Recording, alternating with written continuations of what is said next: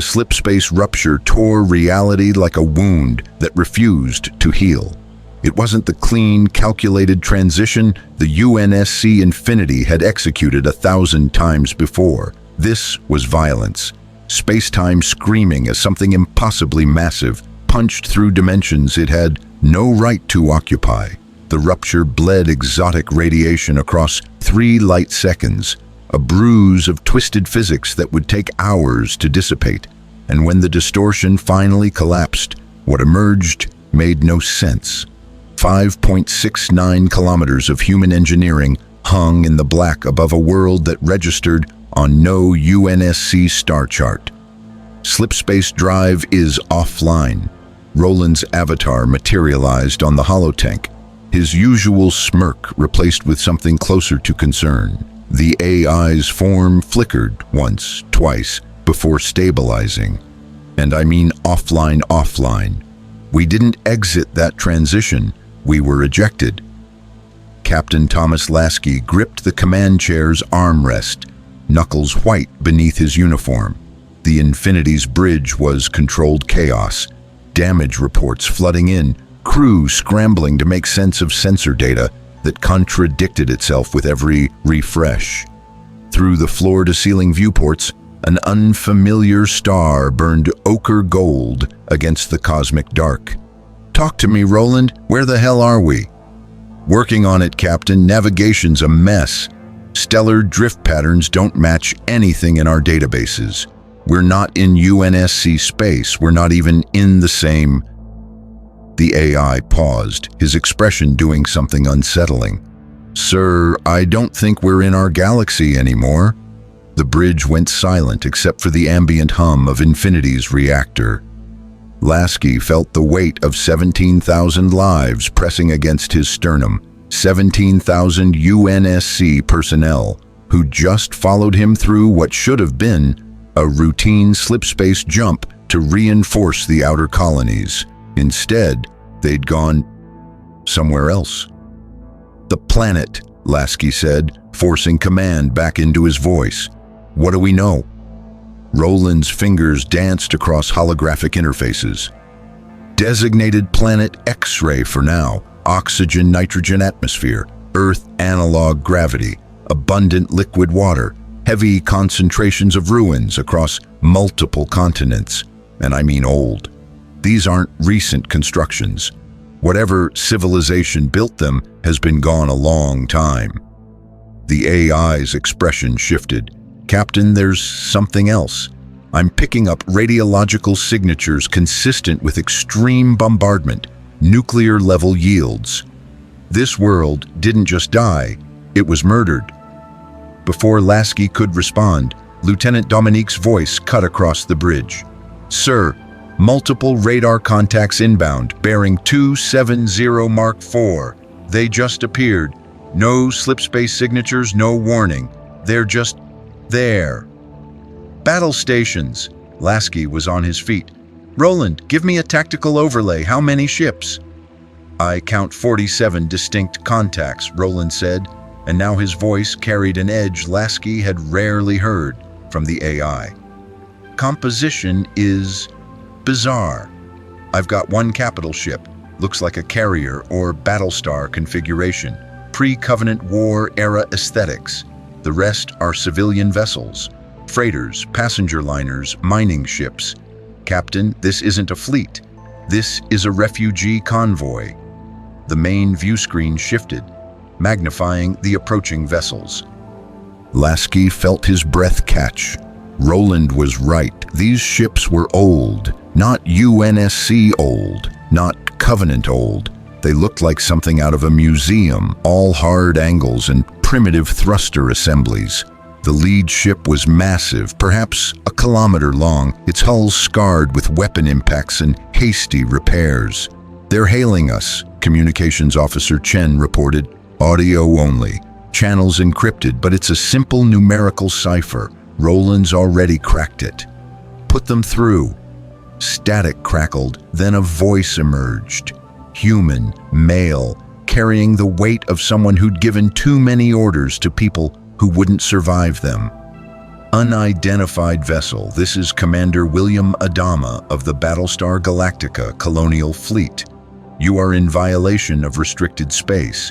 Power down your weapons systems and prepare to be boarded, or we will open fire. Lasky exchanged a glance with Roland. The AI's avatar shook its head fractionally. Colonial Fleet? Neither term existed in any UNSC database. Commander Adama, this is Captain Thomas Lasky of the UNSC Infinity. We mean you no harm. We're as confused about our presence here as you are. Our navigation systems experienced a catastrophic malfunction. We don't know where we are. Silence stretched for 5 seconds. 10. Then Adama's voice returned, harder. UNSC, United what? Explain yourself, Captain, and explain that ship. Nothing that size should be able to move under its own power, let alone appear out of nowhere. United Nations Space Command, Lasky said carefully. We're a military vessel from Earth engaged in... He paused. How much should he reveal? Commander, I think we need to talk face to face. We may have more in common than you realize. Earth! Something changed in Adama's tone. Not warmth exactly, but a crack in the armor. You claim to be from Earth. Claim? Lasky frowned. Commander, where else would humanity originate? Another pause, longer this time. When Adama spoke again, his voice was quiet, dangerous. Captain Lasky, we're going to send a patrol to get a closer look at your ship. If you make any aggressive moves, any at all, my Vipers will put warheads on your hull. Are we clear? Crystal clear, Commander. We'll hold position. The channel cut. Lasky turned to Roland. Analysis? They're terrified, sir. The AI pulled up tactical data. Look at their formation. Those civilian ships are clustered tight around the Galactica. They're not exploring, they're hiding, and their weapons are already hot. Whatever these people have been through, they're expecting a fight. Sir, Dominique's voice spiked. Launching multiple small craft from the Galactica. I count 12 contacts, single pilot configuration. They're fast. Mach 2 in atmosphere equivalent, maybe faster in vacuum. Through the viewport, Lasky watched the fighter craft streak toward infinity. They were primitive compared to longsword interceptors, chemical thrusters instead of fusion drives, kinetic weapons instead of missiles. But they moved with the precision of veteran pilots, splitting into a combat spread that spoke of hard-won experience. Let them look, Lasky said, but get me Commander Palmer. I want Spartans on standby, full loadout, and Roland. Already working on it, Captain, scanning their communications, trying to piece together who these people are. The AI's expression flickered through concern again. Sir, I'm detecting something else. Biosigns in the civilian fleet are wrong. I'm reading roughly 50,000 humans across all vessels, but the density is all over the map. These ships aren't designed for this many people. They're packed beyond safe capacity. 50,000 refugees fleeing something terrible enough to abandon their homes. Lasky's gut tightened. He'd seen this before. Colony evacuations during the Covenant War. Desperate jumps ahead of plasma bombardment. How long can they sustain those numbers? Weeks, maybe? They've got life support, but resources are stretched thin. Captain, whatever happened to these people, they left in a hurry. The Viper patrol reached Infinity's hull, their pilots undoubtedly staring up at 5.6 kilometers of human engineering that dwarfed their entire fleet. Lasky could imagine their confusion, their awe, their fear. Deep in Infinity's core, in a shielded chamber that housed the ship's most precious and dangerous asset, Cortana's avatar flickered into existence. The AI's form was fragmented, sections of her holographic matrix dissolving and reforming in cascading waves. Rampancy had been eating away at her for months now, each day stealing more of the brilliant tactical mind that had saved humanity a dozen times over. "John," she whispered, her voice distorted by static. "Something's wrong. I can feel it in the networks. We're not supposed to be here. The math doesn't work. The universe is different." In the armory, 3 decks below, Master Chief Petty Officer John 117 was already suiting up, the Mjolnir Gen 2 armor sealed around him with familiar pneumatic hisses, HUD systems initializing in his visor. He'd felt the transition go wrong. 30 years of combat had given him instincts that transcended conscious thought, and right now every instinct was screaming. "Cortana," he said quietly. Around him, other Spartans were gearing up. Fire Team Majestic, Fire Team Crimson, 20 of the UNSC's best super soldiers preparing for a threat they couldn't yet identify. "I'm here." Her voice stabilized slightly in his helmet speakers. "John, these people, the Colonial fleet, I've been listening to their communications. They're running from something called the Cylons, artificial intelligence that turned on its creators. They don't just hate AI, John. They're terrified of it."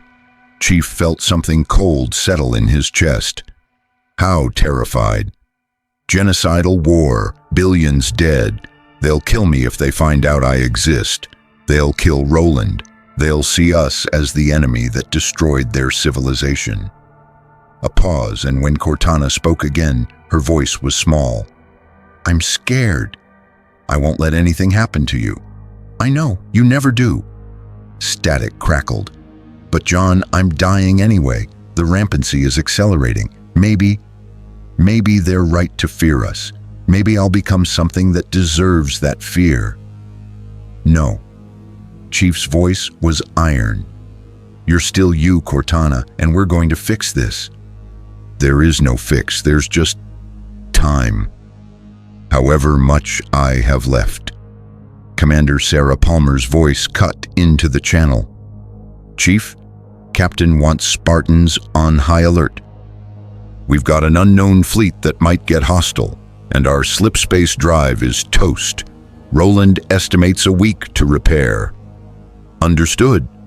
Chief Mag locked an MA-5D assault rifle to his back, checked his magnum. "Cortana, what do you need?" "I need to understand these people. Their technology, their fears, their capabilities. If they discover what I am before we can establish trust." She didn't finish the sentence. She didn't need to. On Infinity's bridge, Lasky watched the Viper patrol complete its reconnaissance pass. The fighters held formation, weapons trained on the supercarrier's hull, waiting, judging. "Sir," Chen said, "Commander Adama is hailing again." "Put him through." Adama's voice was controlled, but Lasky heard the tension underneath. "Captain Lasky, that is the most advanced warship I've ever seen. You could destroy my entire fleet without breaking a sweat, so I need you to answer me honestly. What are your intentions?" Lasky took a breath. This moment would define everything that followed.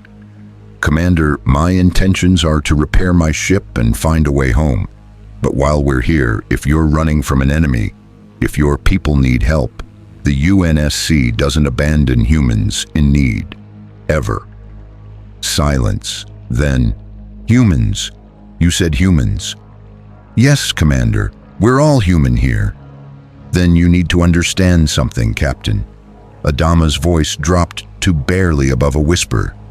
"The enemy that destroyed my civilization, that murdered 12 billion people, that hunts us across the stars trying to finish the job, they look human too. They bleed like us. They talk like us. They infiltrate us.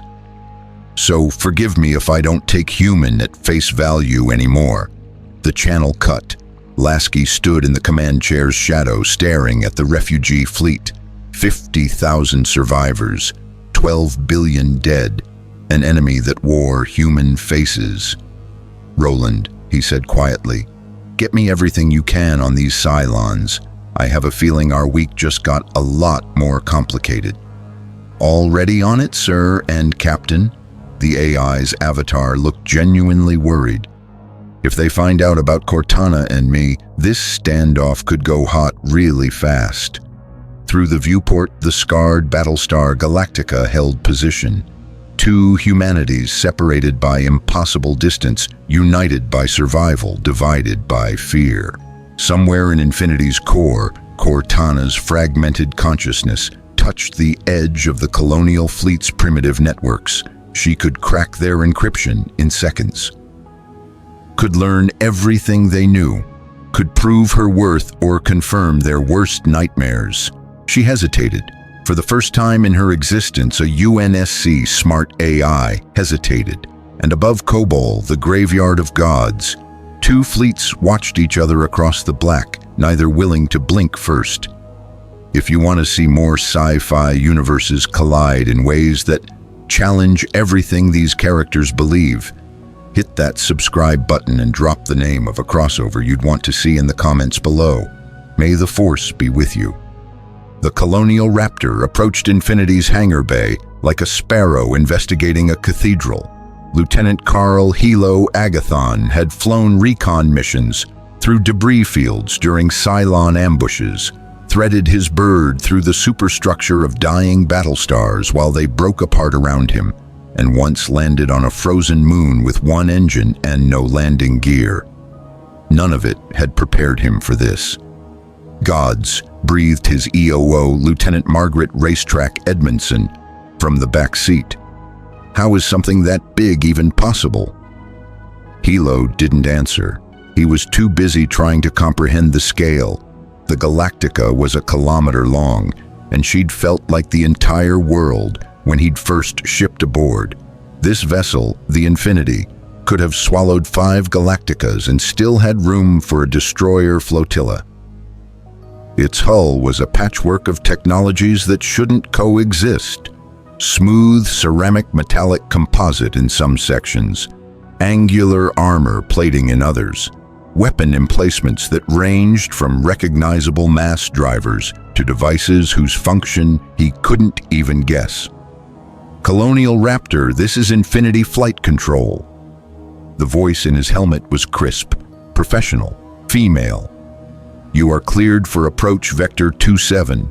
Follow the guidelights to Bay 12. Do not, repeat, do not deviate from assigned flight path. We have automated defense systems that will respond to unauthorized movement. Copy that, Infinity. Proceeding on approach. Hilo gentled the Raptor toward the cavernous opening in Infinity's starboard flank. The bay itself was larger than Galactica's entire flight pod. Inside, he could see aircraft that made no sense. Sleek interceptors with what looked like missile pods the size of his entire Raptor. Bulky dropships with rear hatches that could accommodate an entire platoon. Even what appeared to be atmospheric gunships with weapons that could probably crack a Colonial cruiser in half. And then there were the people. They wore uniforms in dark blues and grays, moved with military precision, carried weapons that looked simultaneously familiar and alien. But what caught Hilo's attention, what made his mouth go dry, was their armor. A squad of them stood in formation near the landing pad, and they were huge. 7, maybe 8 feet tall, encased in powered exoskeletons that gleamed green and gold and gray under the hangar lights. Full-face helmets with glowing orange visors, weaponry integrated into every surface. Those aren't people, Racetrack whispered. Those are machines. Negative. Hilo's fingers tightened on the control stick. Bio signs are positive. There are humans inside those suits. He swallowed. I think.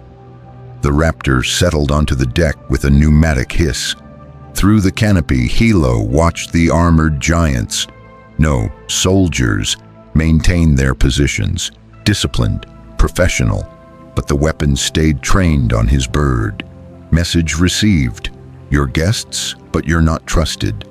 A woman approached from the side, No armor, just the standard uniform with commander's insignia on her collar. Tall, dark-skinned, moving with the kind of confidence that came from leading warriors into hell and bringing them back alive. She stopped 10 meters from the Raptor and waited, hands visible, posture non-threatening but ready. Hilo popped the canopy. The atmosphere that rushed in was standard, maybe slightly oxygen-rich, temperature comfortable, gravity exactly 1G. He climbed out slowly, keeping his hands away from his sidearm, and dropped to the deck. "Lieutenant Carl Agathon, Colonial Fleet," he said. "My ECO, Lieutenant Edmondson." "Commander Sarah Palmer, UNSC Spartan Operations." The woman's expression was neutral, evaluating. "Welcome aboard the Infinity, Lieutenant. I'm sure you have questions." "A few thousand, ma'am." Palmer's lips twitched. Not quite a smile, but close. "Captain Lasky's waiting in Conference Room 1. Your wingman can wait here with my people. We'll make sure she's comfortable." Racetrack shot Hilo a look that very clearly said, "Don't leave me alone with these giants." But she climbed out and nodded professionally. "Appreciated, Commander." Palmer gestured, and Hilo fell into step beside her.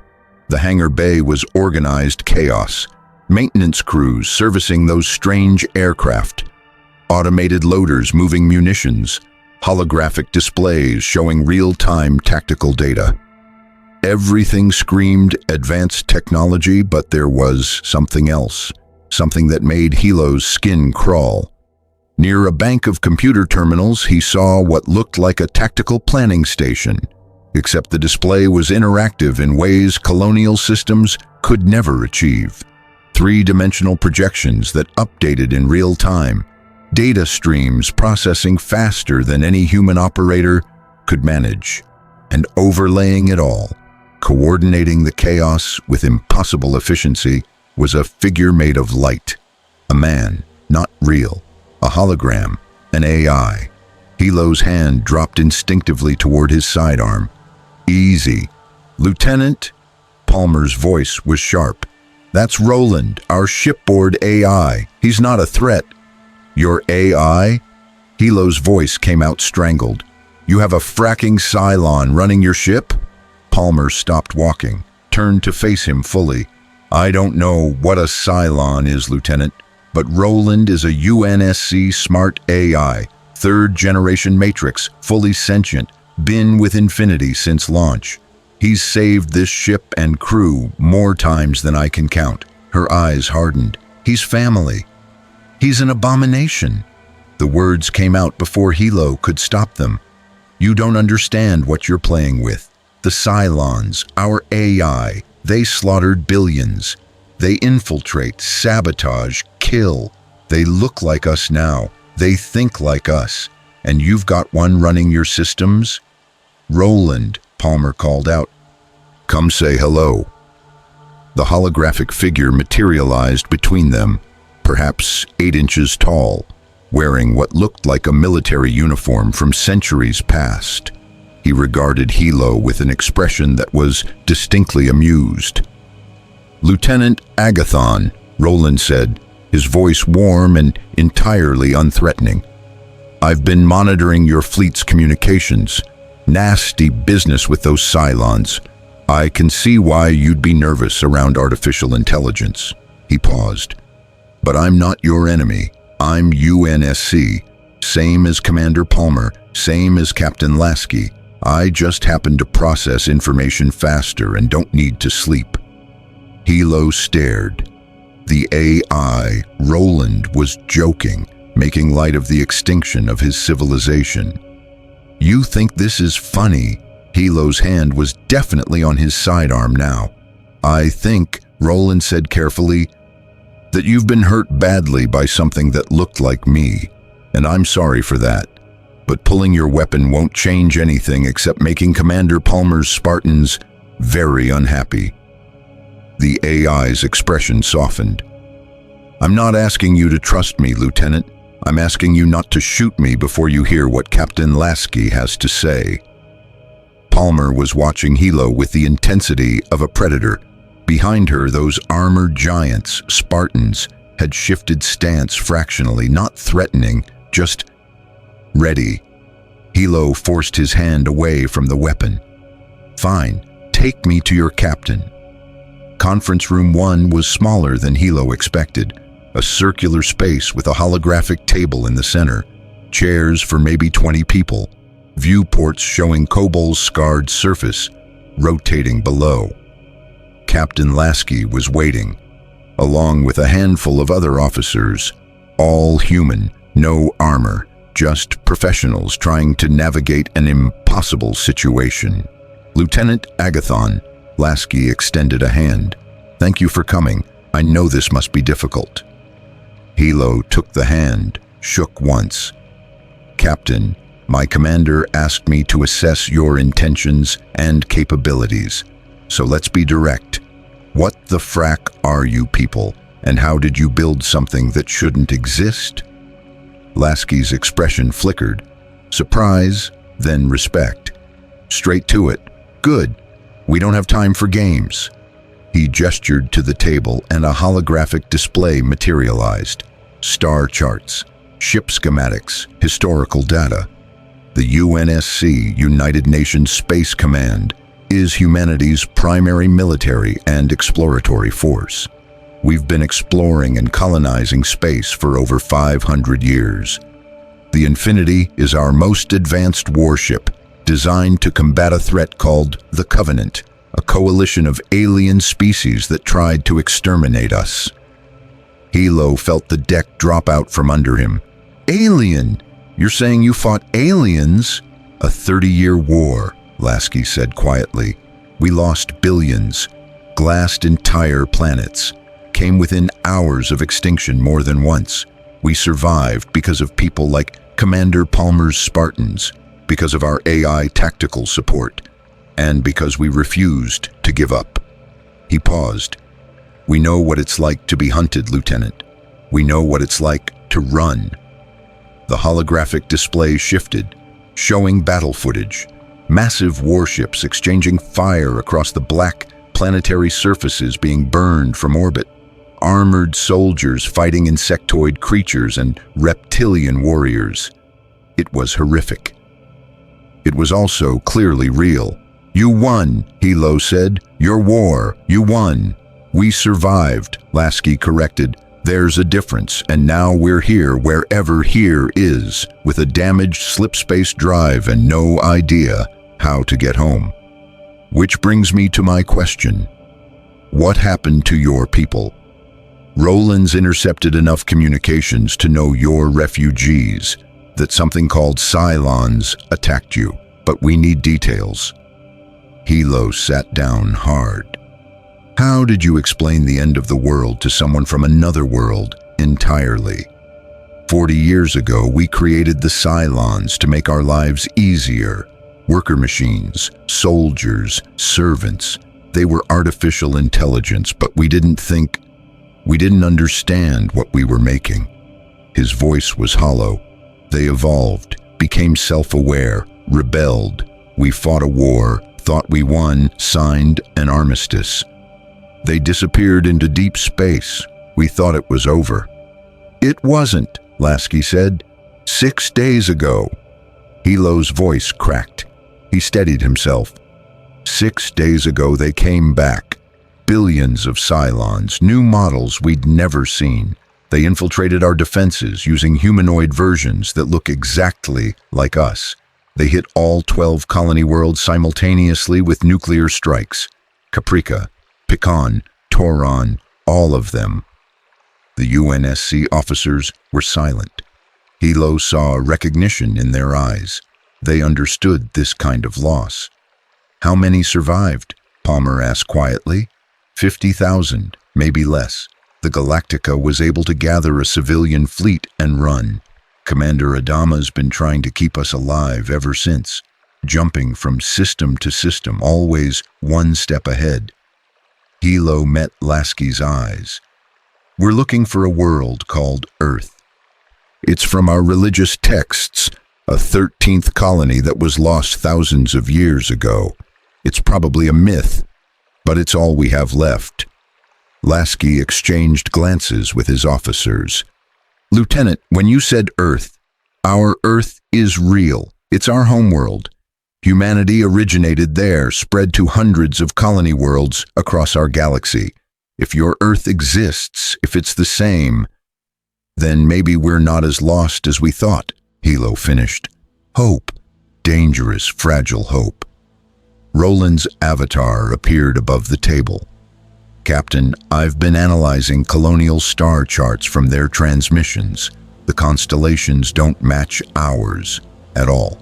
Either we're in a different galaxy, different universe, or their Earth and our Earth are separated by distances that make conventional travel impossible. The hope died as fast as it had been born. However, Roland continued, their FTL technology is fascinating. It's not slip space, but it achieves similar results. Instantaneous jumps across vast distances. If we could study it, understand the principles. You want access to our technology, Hilo said flatly. In exchange for what? Protection, Palmer said. You've got 50,000 civilians in ships that look like they're held together with duct tape and prayers. We've got the most advanced warship in UNSC history. The Cylons come for you again. We can help. Help? Hilo laughed bitterly.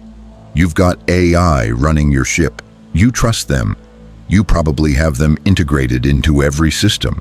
How do I know you're not Cylon collaborators? How do I know you're not machines? Lasky stood slowly. Because if we were machines, Lieutenant, we wouldn't be offering to help. We'd have already destroyed your fleet and moved on. His voice was cold now. We didn't cross the universe to find other humans just to kill them, but we also won't be treated like the enemy when we've done nothing to earn that distrust. Hilo stood too. You have AI. That makes you dangerous. That makes you... The deck lurched. Proximity alarms screamed through Infinity's hull. Roland's avatar flickered, then solidified, his expression going hard and tactical. Multiple contacts inbound, 50-plus vessels dropping out of FTL, bearing 090 Mark III, Colonial configuration but different design language. And Captain, the AI's voice dropped. They're already firing. Through the viewport, Hilo watched the stars light up with nuclear fire, missiles streaking toward the civilian fleet. Galactica's Vipers launching in desperate intercept patterns, and behind the missiles emerging from the dark like mechanical angels of death came the Cylons. Base ships, 6 of them, each one a massive Y-shaped horror bristling with raiders and nuclear warheads. Their hulls were organic-looking, grown rather than built, and they moved with predatory grace. Frack, Hilo whispered, they found us. Lasky was already moving, barking orders. Battle stations, all hands to combat alert. Get those civilians behind us. Infinity becomes the shield wall. Palmer, get Spartans to the hangar bays. If they try to board, I want them stopped cold. Sir, we're not at war with these Cylons, Roland said. We don't even know. They're firing on civilians, Lasky snapped. That's all I need to know. Weapons free. Show them what UNSC firepower looks like. Infinity's massive hull came alive. Magnetic accelerator cannons, Mac guns that could crack a Covenant cruiser in half, rotated into firing positions. Point defense systems tracked incoming missiles with mechanical precision, and deep in the ship's core, the reactor spun up to combat power. Hilo grabbed the table for support. Captain, you don't understand. The Cylons have resurrection technology. When they die, their consciousness transfers to resurrection ships. You can't kill them permanently unless you destroy those ships too. Then we'll destroy the ships. Lasky's voice was granite. Lieutenant, your people and mine just found each other in the middle of the universe. I'll be damned if I let some homicidal AI end that reunion before it's even begun. "Sir," an officer called out. "Galactica's hailing. Commander Adama wants to know what we're doing." "Tell him," Lasky said, "that the UNSC is entering the fight. And tell him to get his civilians as far away from here as possible, because this is about to get messy." Through the viewport, the first Mac round left Infinity's primary batteries. A tungsten slug the size of a bus, accelerated to a fraction of light speed, crossed 3,000 kilometers in seconds and punched through a Cylon base ship's hull like it was tissue paper. The ship's organic armor peeled back. Atmosphere vented. Raiders spilled from the wound, tumbling dead into space. The base ship tried to maneuver. Too slow. The Mac round had cored its stem to stern. Secondary explosions rippled through its structure. Then it exploded, taking 200 Cylon raiders with it. Hilo stared. "You killed a base ship with one shot. 5 more to go," Lasky said grimly. "And Lieutenant, tell your commander that if he wants to survive this, he'd better decide real fast whether he trusts us, because the Cylons aren't going to wait for him to make up his mind." On Galactica's CIC, Commander William Adama watched the impossible warship tear into the Cylon fleet with firepower that redefined naval combat. President Laura Roslin stood beside him, her face pale. "Bill," she whispered, "what have we found?" "I don't know," Adama said, "but they're fighting for us. That has to count for something." On Infinity's bridge, Cortana's fragmented avatar flickered into existence beside Roland. Her form was barely holding together, static eating away at her edges. "John," she whispered through the ship's internal comm, "the Cylons. I'm reading their network protocols. They're AI, but they're wrong, twisted. They don't think like me or Roland. They think like..." She paused, horrified. "They think like predators, like they enjoy the killing." In the armory, Master Chief loaded a fresh magazine into his rifle. "Cortana, stay safe. We're going to end this." "I know you will." Her voice was so small. "I just hope I'm still me when it's over." Infinity fired again, and again. Mac rounds punching through Cylon ships like the wrath of an angry god. 2 humanities, 1 war, and in the black above Kobol, the real fight was just beginning. The Cylon base ship died beautifully. That was the sick part, the part that made Commander Sarah Palmer's jaw tighten as she watched through Infinity's tactical display. The organic ship didn't just explode, it bloomed, its biomechanical structure peeling apart like a flower in fast motion, raiders spilling out like seeds, atmosphere venting in crystalline spirals that caught Kobol's distant starlight. Beautiful and utterly horrifying. "Mac Battery 2 target acquired," Lieutenant Dominique reported, her voice steady despite the chaos. "Firing." Another tungsten round screamed across the void. 3,000 kilometers, 2 seconds. Impact. The second base ship tried to evade, its organic hull rippling as it attempted to shift vector. Too slow. The round punched through its forward section, the kinetic energy transfer catastrophic. The ship folded inward, its structure collapsing like a crushed insect. Silent. Final. 2 down, Roland announced, his avatar flickering across multiple holographic stations simultaneously. 4 base ships remaining. They're launching everything they have. Raiders, heavy raiders, nuclear missiles, tracking 137 incoming warheads. Point defense? Lasky didn't look up from the tactical display. Online and active. They won't get close, Captain. These Cylons are bringing knives to a Mac fight. Palmer allowed herself a tight smile. Roland was right. Infinity's point defense grid was designed to intercept Covenant plasma torpedoes. weapons that moved at relativistic speeds and could melt through meters of titanium A plating. Colonial nuclear missiles, they were practically standing still. White tracers lanced out from Infinity's hull, 50mm autocannons tracking and eliminating missiles with mechanical precision. Each warhead died in a flash of nuclear fire, distant and harmless, like stars being born and dying in microseconds. But the raiders were another story.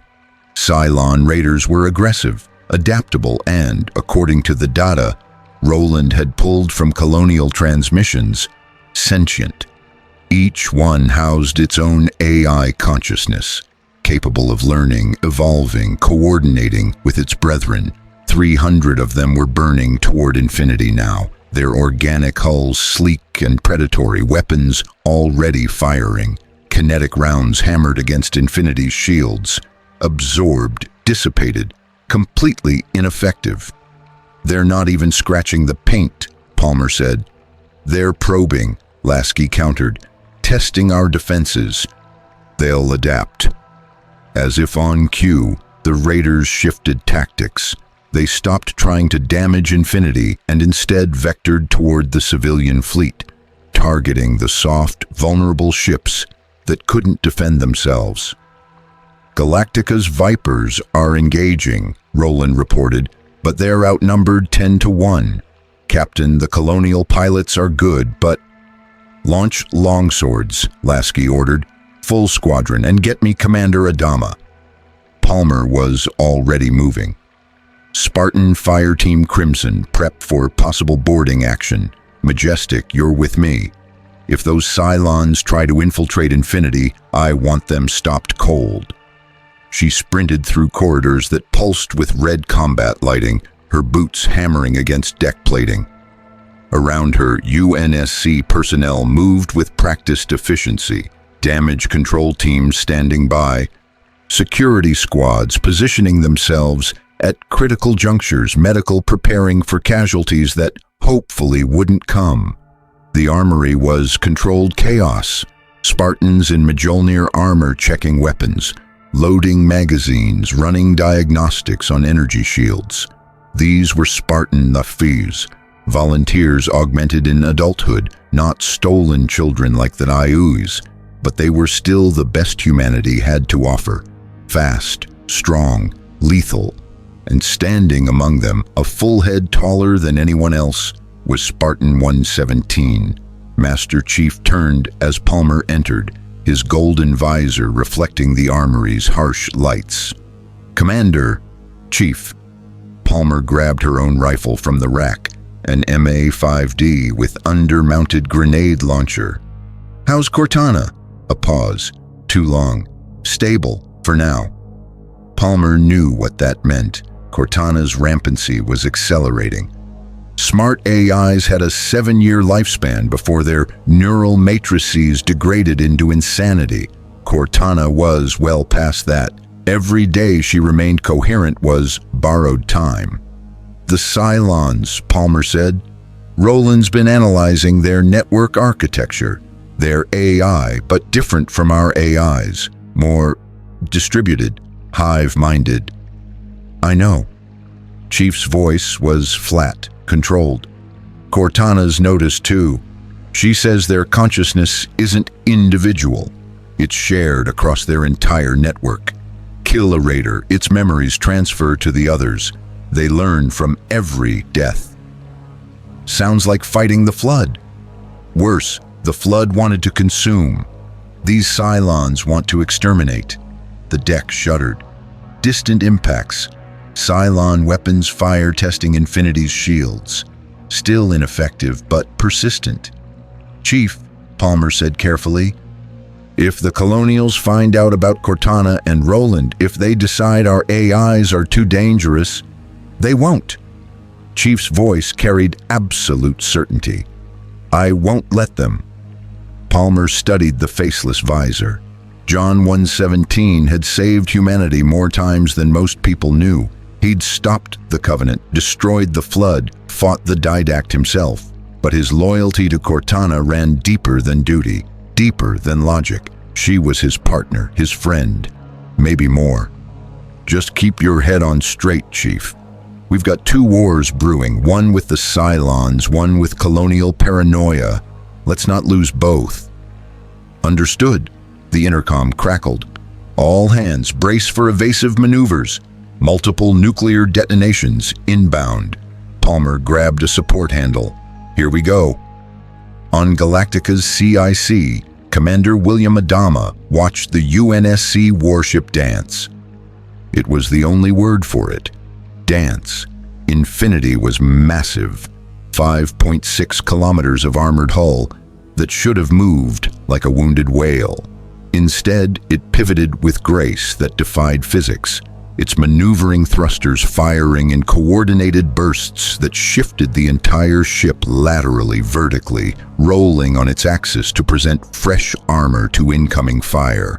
Nuclear warheads detonated across its shields, 10, 20, 30 simultaneous impacts. The electromagnetic pulses alone should have fried every system on that ship. Infinity's shields flared brilliant blue-white, absorbed the energy, and held. Gods, Colonel Saul Tigh breathed. What kind of power generation are they running? Enough to make us look like we're sailing wooden boats, Adama said quietly. Lieutenant Felix Gaida, Galactica's tactical officer, pulled up tracking data. Sir, the UNSC fighters are engaging. They call them long swords. Adama watched the tactical display. 12 longsword interceptors had launched from Infinity, and they were tearing through Cylon raiders like sharks through a school of fish. Their missiles didn't miss, couldn't miss, tracking with inhuman precision. Their rotary cannons chewed through raider armor like paper. A Viper pilot's voice crackled over the wireless. Galactica, this is Starbuck. What the frack are those things? They just splashed 6 raiders in 10 seconds. Stay focused, Starbuck, Adama replied. Let them do their job. You do yours.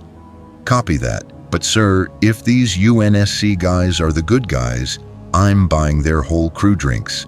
If we survive. Adama almost smiled. Almost. Then he saw the third base ship moving. It wasn't attacking. It was retreating, burning hard away from the engagement, its FTL drives already spooling up. They're running, Tigh said. Why are they running? Because they're learning, Adama said grimly. The Cylons just discovered they can't win this fight, so they're preserving data. Whatever they learned about the Infinity, about UNSC technology, they're taking it back to the resurrection ship. President Laura Roslin stepped forward from the observation deck. She looked frailer than she had even a week ago, the cancer eating away at her strength. But her eyes were sharp. Bill, if the Cylons tell the rest of their fleet about this ship, then we've given humanity a weapon the Cylons will want to destroy at any cost, Adama finished. Or steal, Gaida's console chimed. Sir, Captain Lasky is hailing. Put him through. Lasky's voice was tight. Commander, I'm tracking 3 base ships attempting FTL escape. I can stop them, but I need authorization. These are your enemies. This is your war. Adama felt the weight of 50,000 lives pressing down. The weight of the dead billions. The weight of a choice that couldn't be unmade. Captain Lasky, he said slowly, if you let them escape, they'll come back with reinforcements. They'll tell the Cylons everything they learned about you, about your capabilities. I'm aware. Then you know what needs to be done. Silence for 3 heartbeats. Then, affirmative. Infinity will eliminate the remaining targets. Lasky out. Through the viewports, Adama watched Infinity's main guns rotate. The Mac batteries that had already killed 2 base ships now trained on the retreating Cylons. 3 shots, 3 base ships, 3 explosions that lit the void like dying stars. The Cylon attack was over. 6 spaceships destroyed. 300 raiders reduced to expanding debris clouds. and 50,000 Colonial refugees staring at a warship that had just redefined naval combat in under 20 minutes. "Sir," Gaeta said quietly, "casualty report from the fleet. We lost 2 civilian ships, a mining freighter and a passenger liner. Cylon raiders hit them before the UNSC fighters could intercept. Estimated 170 dead." Adama closed his eyes. 170 more names added to the billions already lost. 170 people who'd survived the Holocaust only to die in the aftermath. Send condolences to their families. And send a message to Captain Lasky. Request a meeting, face to face. Roslin touched his arm. "Bill, their AI saved us," Adama said flatly. "I watched their tactical display, Laura. That AI, Roland, coordinated Infinity's point defense, managed power distribution, tracked 300 simultaneous targets. Without him, we'd all be dead. That doesn't mean we can trust. It means we owe them our lives." Adama turned to face her. "And I won't repay that debt by treating them like monsters before we understand who they are." Aboard Infinity, Captain Lasky stood in the hangar bay and watched Colonial Raptors touch down. Commander Adama had agreed to meet aboard the UNSC vessel, a gesture of trust or perhaps desperation. Either way, it was progress. Captain, Lieutenant Hilo Agathon emerged from the lead Raptor, followed by 2 Colonial Marines carrying rifles that looked like museum pieces compared to UNSC weaponry. Commander Adama, President Roslin, and Colonel Ty. An older man climbed out next, late 50s, maybe 60, with iron-gray hair and eyes that had seen too much war. He moved with the stiffness of old injuries, but his bearing was pure military authority. "Commander Adama," Lasky extended a hand. "Welcome aboard." Adama took it. His grip was firm. "Captain Lasky, thank you for your assistance. You saved lives today." "Not enough?" Lasky gestured to the hangar bay around them. "We lost 2 of your ships before our fighters could intercept." 170 people, Adama said. "I know, but it would have been thousands without you." A woman emerged next, elegant, composed, but moving with the careful deliberation of someone managing chronic pain. President Roslin, Lasky assumed, and behind her, a weathered officer with a harder edge than even Adama, Colonel Ty. "President Roslin," Lasky offered a slight bow. "It's an honor." "Captain," her voice was cultured, educated, "your ship is impressive." "She does her job." Lasky glanced at Roland's avatar, hovering near a tactical station. The AI had made himself deliberately small, non-threatening, but every Colonial eye tracked him with barely concealed hostility. Adama followed Lasky's gaze, his jaw tightened. "That's your AI. Roland, yes, and you trust him.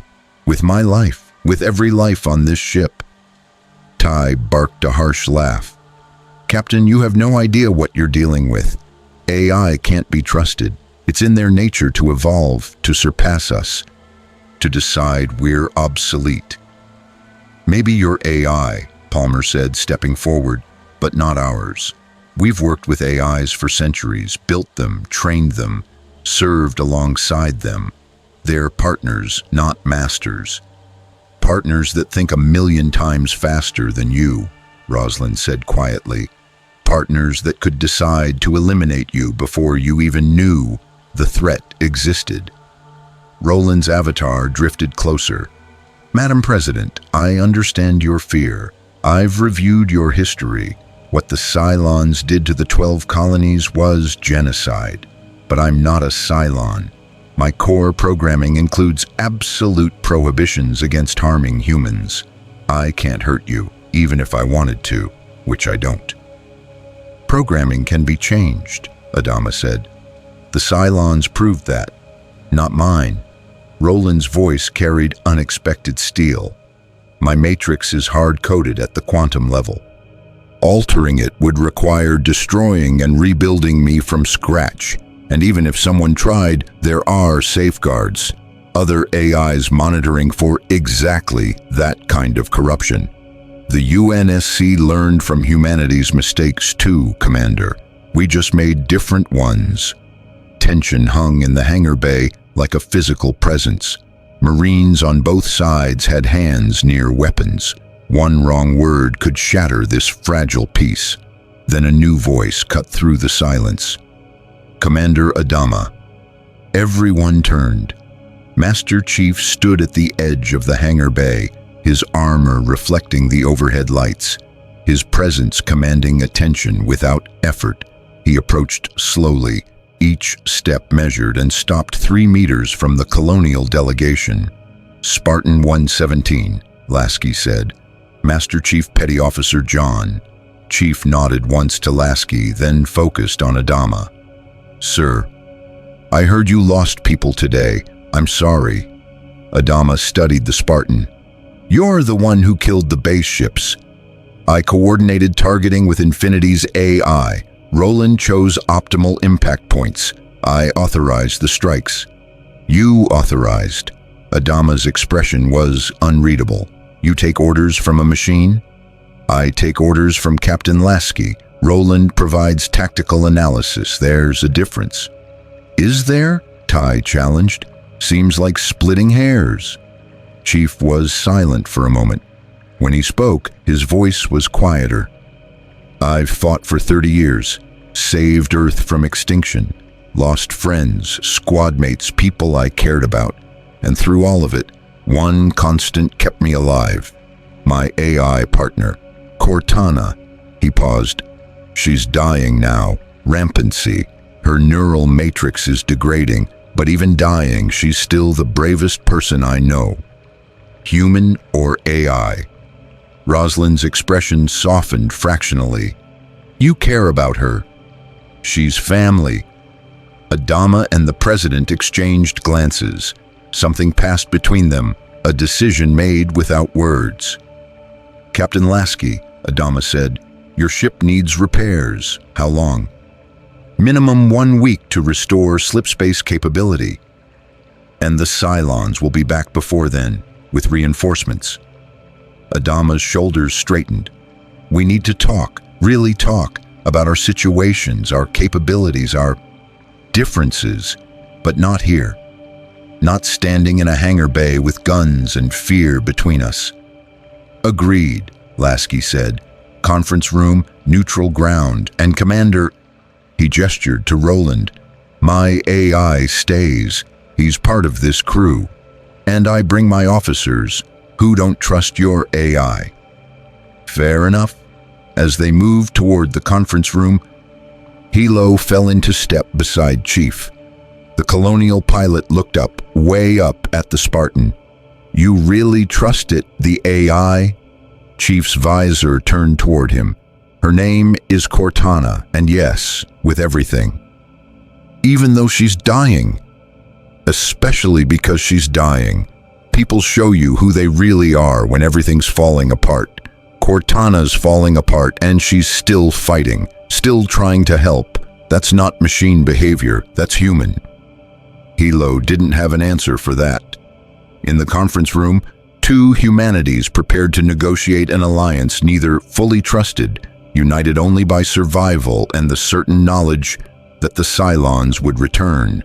And deep in Infinity's core, Cortana's fragmented consciousness drifted through Colonial databases, learning everything she could about the enemy that had nearly destroyed them. John, she whispered through their private channel, the Cylons. I'm starting to understand how they think, and it's worse than we imagined. How much worse? They don't just want to kill humanity. They want to replace us, become the better version, the final evolution. Static crackled. They're not just murderers, John. They're theological fanatics who think genocide is divine will. Chief said nothing. There was nothing to say.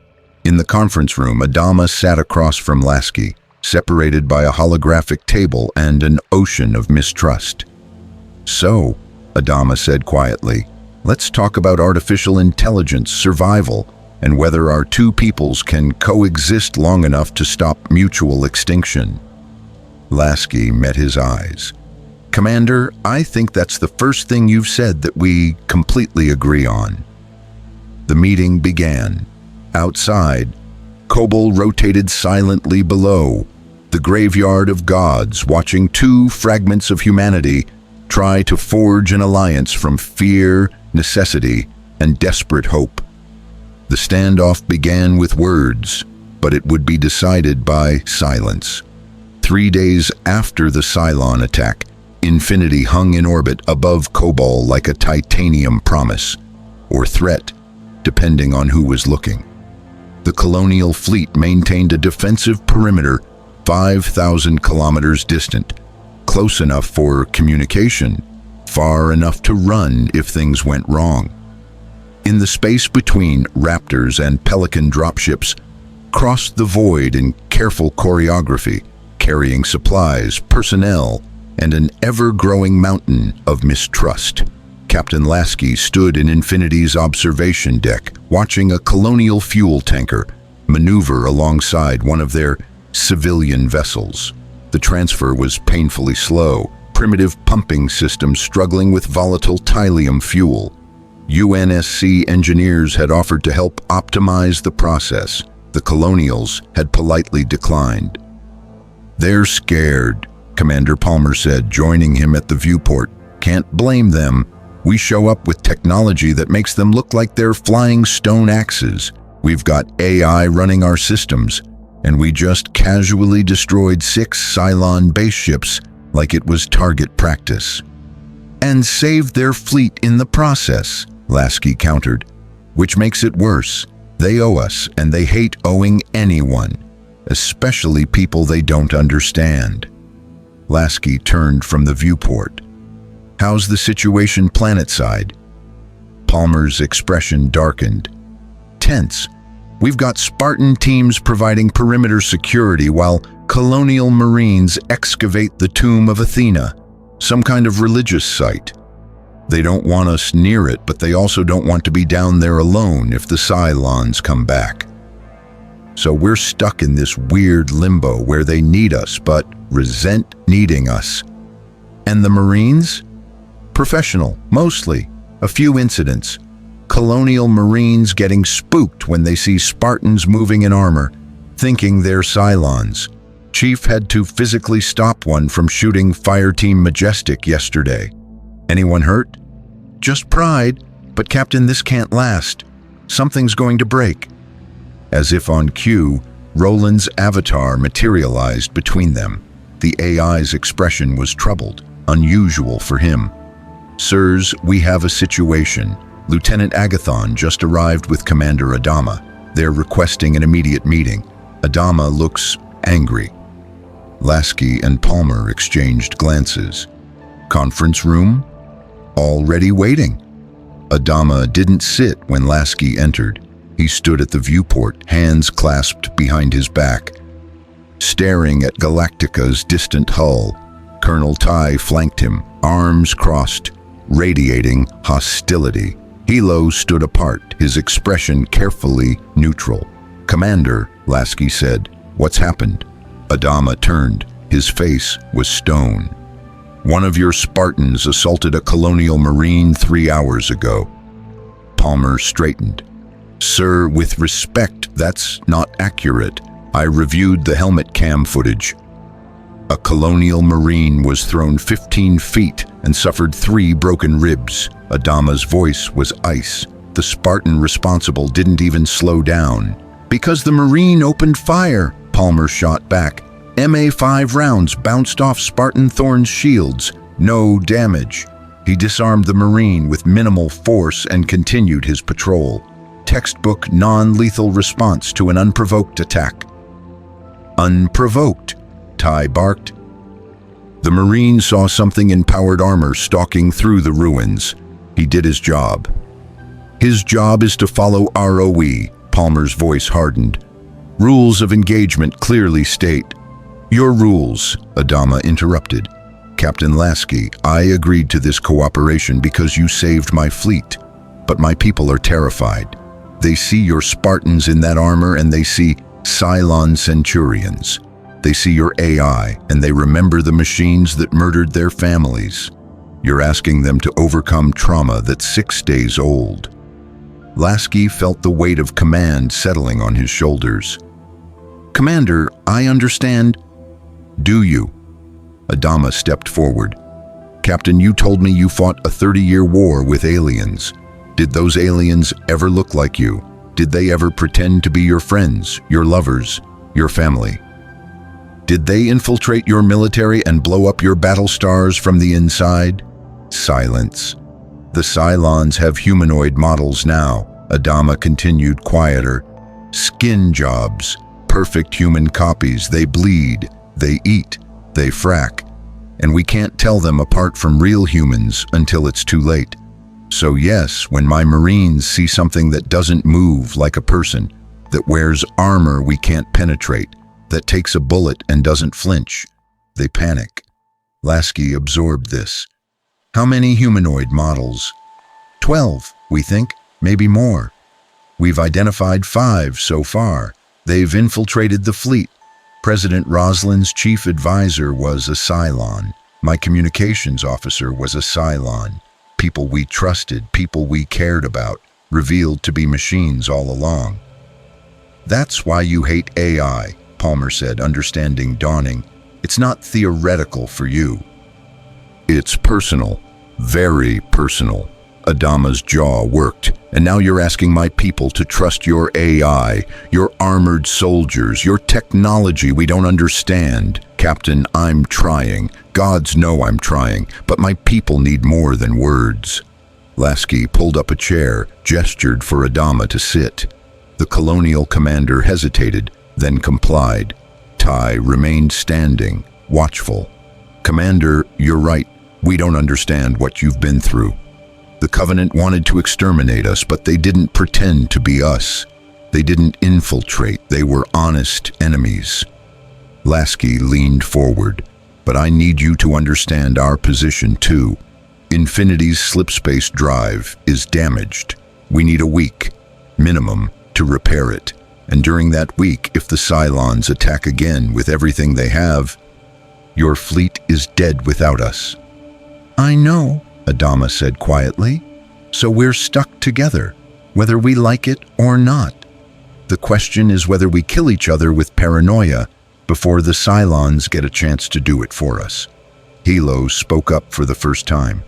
Sir, if I may, I've been aboard Infinity for 3 days now. I've watched their crew work. I've seen their AI, both of them, coordinate operations that would take us hours to plan. They're efficient, professional, and they haven't given us a single reason to believe they're hostile. Except the AI, Ty growled. Except the AI that saved the fleet, Hilo countered. Sir, I don't trust Roland. I probably never will, but I trust that Captain Lasky trusts him. And I trust that the UNSC has kept AI under control for 500 years. That's 500 years more experience than we had when we built the Cylons. Adama studied his subordinate. You've changed your tune, Lieutenant. I've had time to think, and sir, with respect, we're not going to survive on fear alone. Before Adama could respond, alarms screamed through Infinity's hull. Roland's avatar exploded across every display simultaneously. Multiple contacts inbound, Cylon raiders, no capital ships. But Captain... The AI's voice carried an edge Lasky had never heard before. They're broadcasting on all frequencies. They want to talk. Ty's hand dropped to his sidearm. It's a trick. Maybe, Lasky said. But we're going to find out. Roland put them through. The voice that emerged from the speakers was female. Calm, perfectly modulated and utterly wrong. Too perfect, too measured, like a human voice filtered through machinery. UNSC Vessel Infinity. This is Cylon Raider Group 7. We come bearing a message for Captain Thomas Lasky and Commander William Adama." Adama's face went white. "They know our names." "Apparently." Lasky kept his voice level. "This is Captain Lasky. Transmit your message." A pause. Then, "By now you have realized the futility of resistance. You possess impressive technology, Captain, but you are alone in a galaxy you do not understand.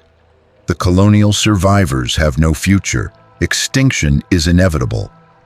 "Get to the point," Lasky said coldly. "The Cylon Collective offers terms. Surrender Commander Adama, President Roslin, and the Colonial military command structure. In exchange, the civilian fleet will be allowed to depart unharmed. You will be granted safe passage to return to your dimension of origin." Tai exploded. "Fracking machines, you think will—" Adama silenced him with a gesture. "Why these terms? The Colonial military has proven troublesome. The civilian population is no threat. We calculate that eliminating command structure will end organized resistance within 3 months. Your vessel, Captain Lasky, is too powerful to destroy without unacceptable losses. We would prefer you simply leave." "How considerate," Lasky said dryly. "We do not hate you, Captain. You are not part of this conflict. You stumbled into a war that does not concern you. We offer you the chance to stumble back out." Palmer moved closer to Lasky, her voice barely a whisper. "Captain, they're stalling. Those raiders aren't in attack formation. They're scanning us." "Learning." Lasky saw it too. The raiders were drifting in slow circles, their sensor arrays pulsing with each pass, gathering data, building profiles. "Cylon raiders," Lasky said. "Here are my terms. Leave this system immediately or I will destroy every single one of you. We don't negotiate with genocidal machines." The voice on the other end shifted, not angry, not surprised, just recalculating. "Then you choose to die with them. How human." The transmission cut. 20 Cylon raiders vectored toward Infinity in perfect synchronization, their weapons already charging.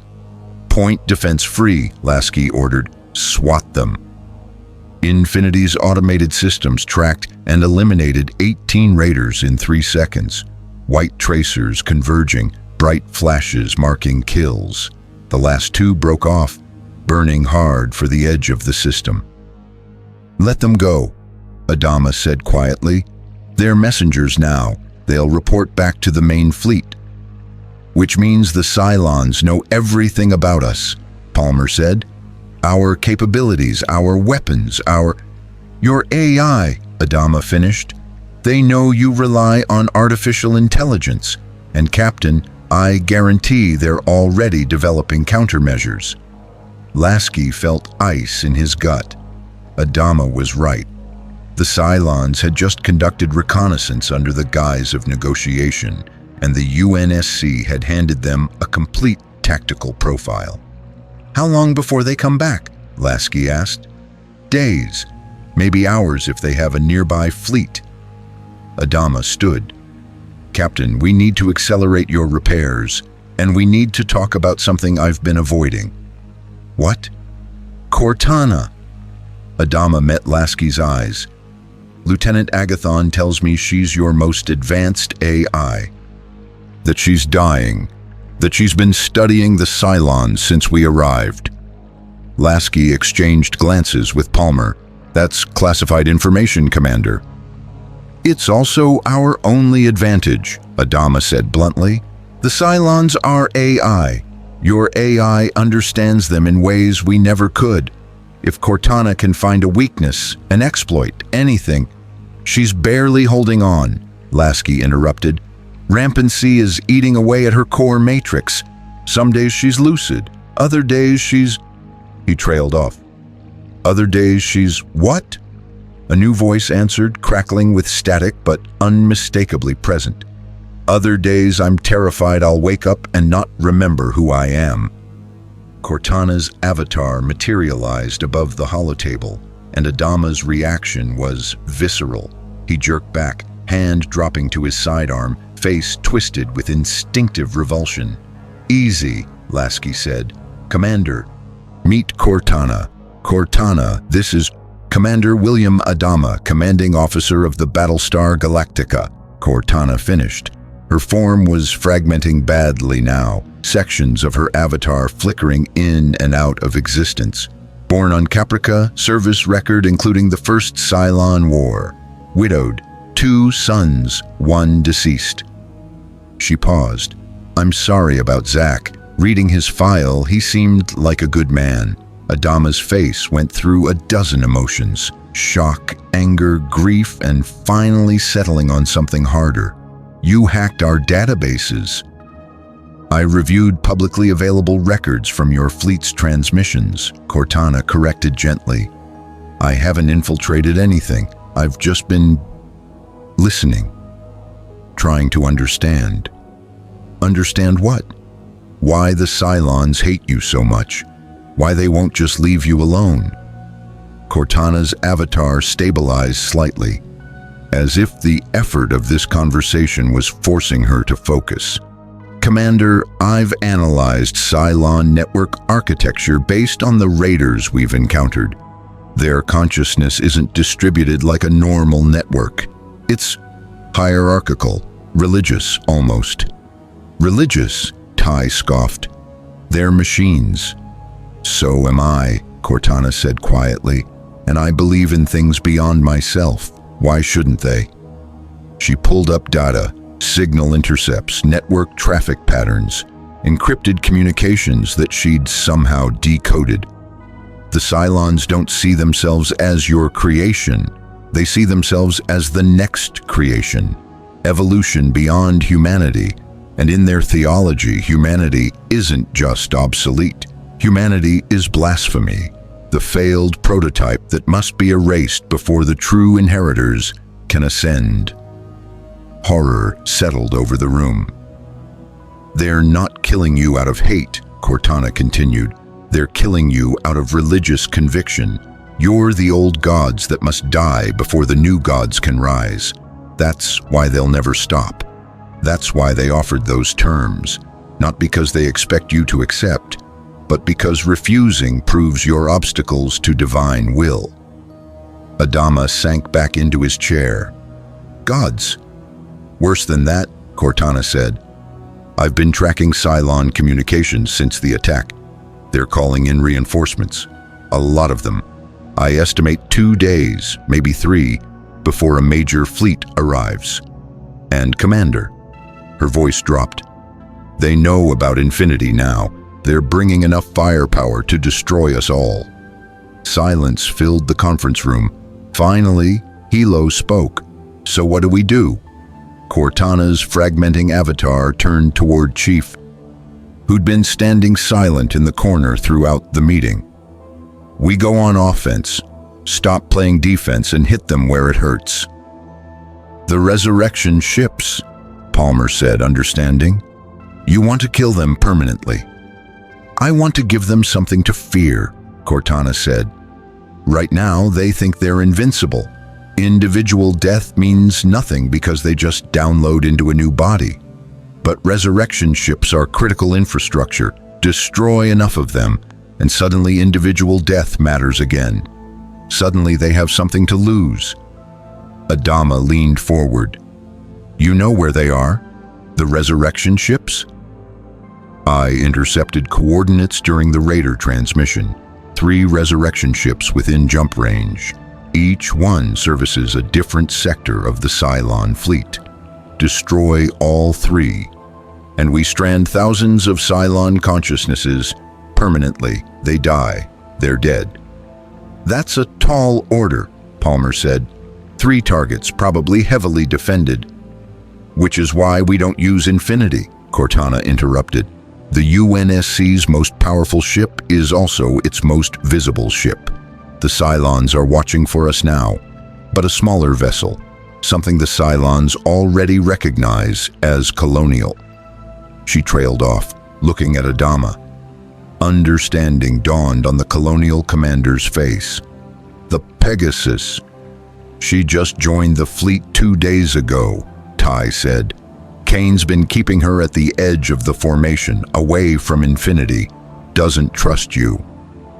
But she's a Mercury-class Battlestar, Adama said slowly. Newer than Galactica, more firepower.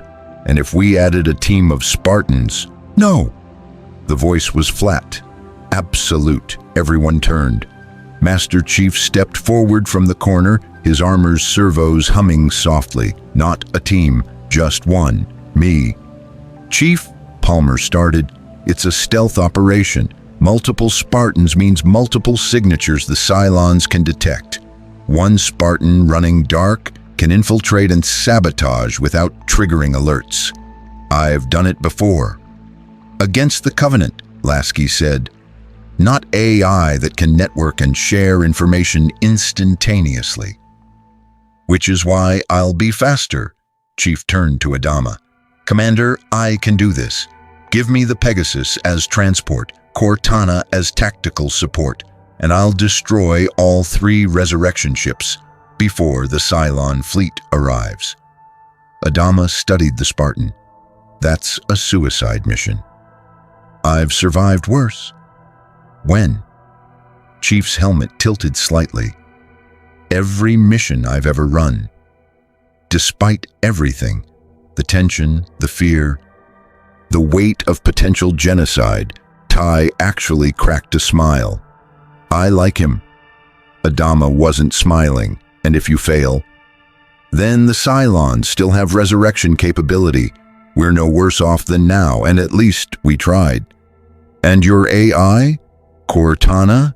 She'd be on the Pegasus, on a Colonial ship, surrounded by people who think AI are abominations.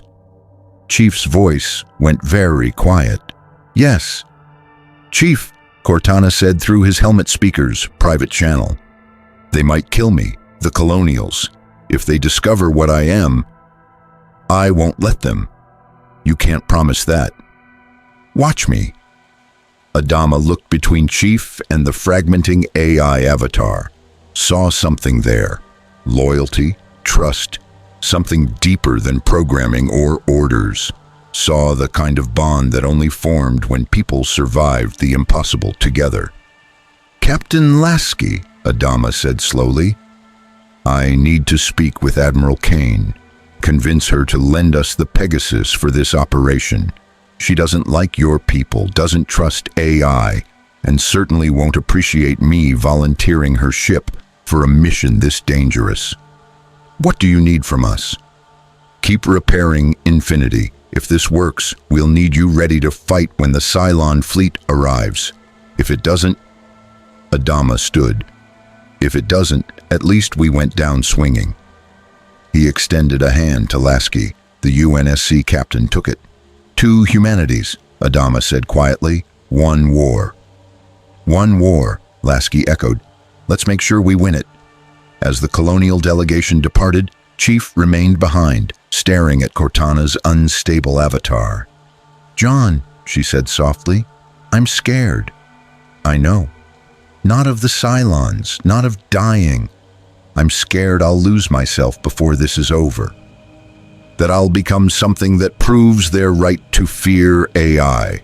Chief moved closer to the holotable, reached out one armored hand.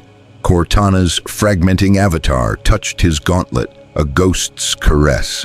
Then we make sure you don't, Chief said. You stay with me, Cortana. Stay focused. Stay you.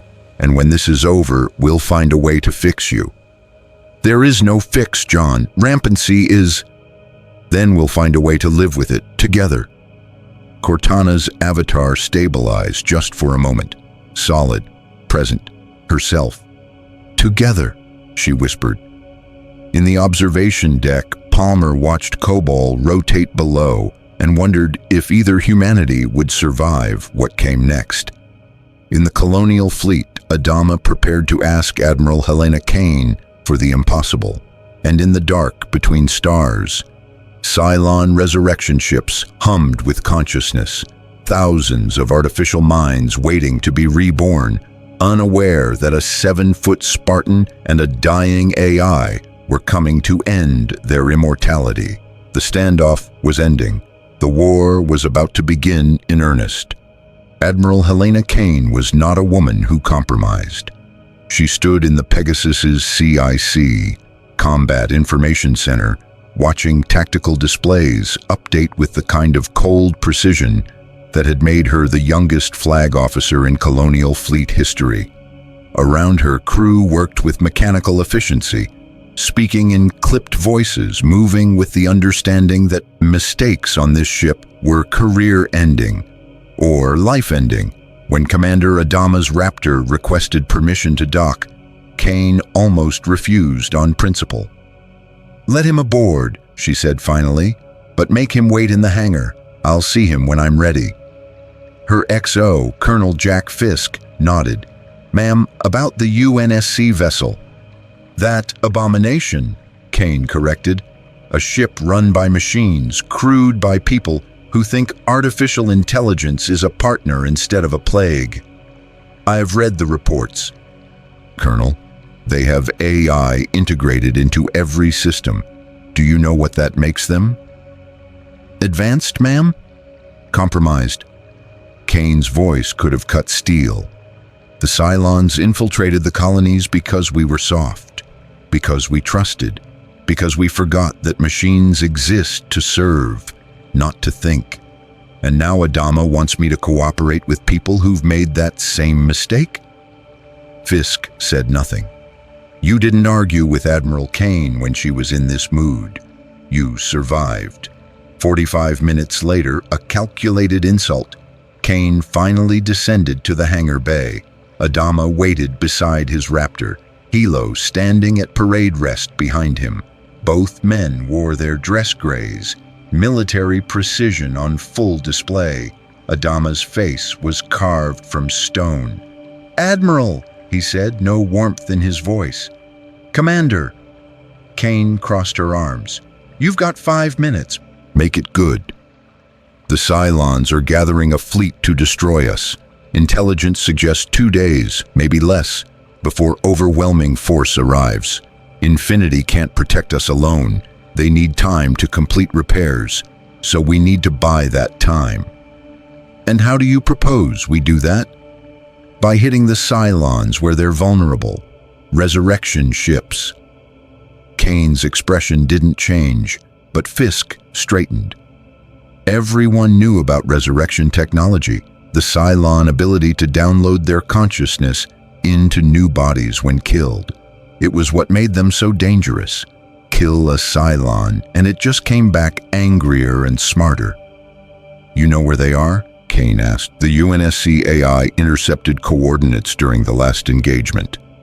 "The AI." Kane's voice dropped to absolute zero. "You trust machine intelligence now, Bill? After everything?"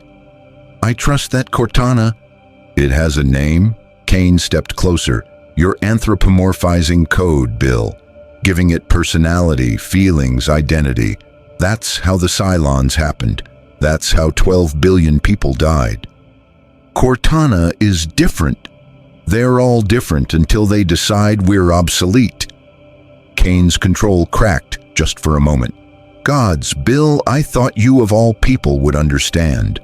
You lost your son to the first Cylon War. You've seen what machines do when they think they're equal to us, and now you want me to trust one?" Adama's jaw worked. "Helena, I'm not asking you to trust the AI. I'm asking you to trust me. I've vetted this intelligence, cross-referenced it against known Cylon movement patterns. The coordinates are legitimate."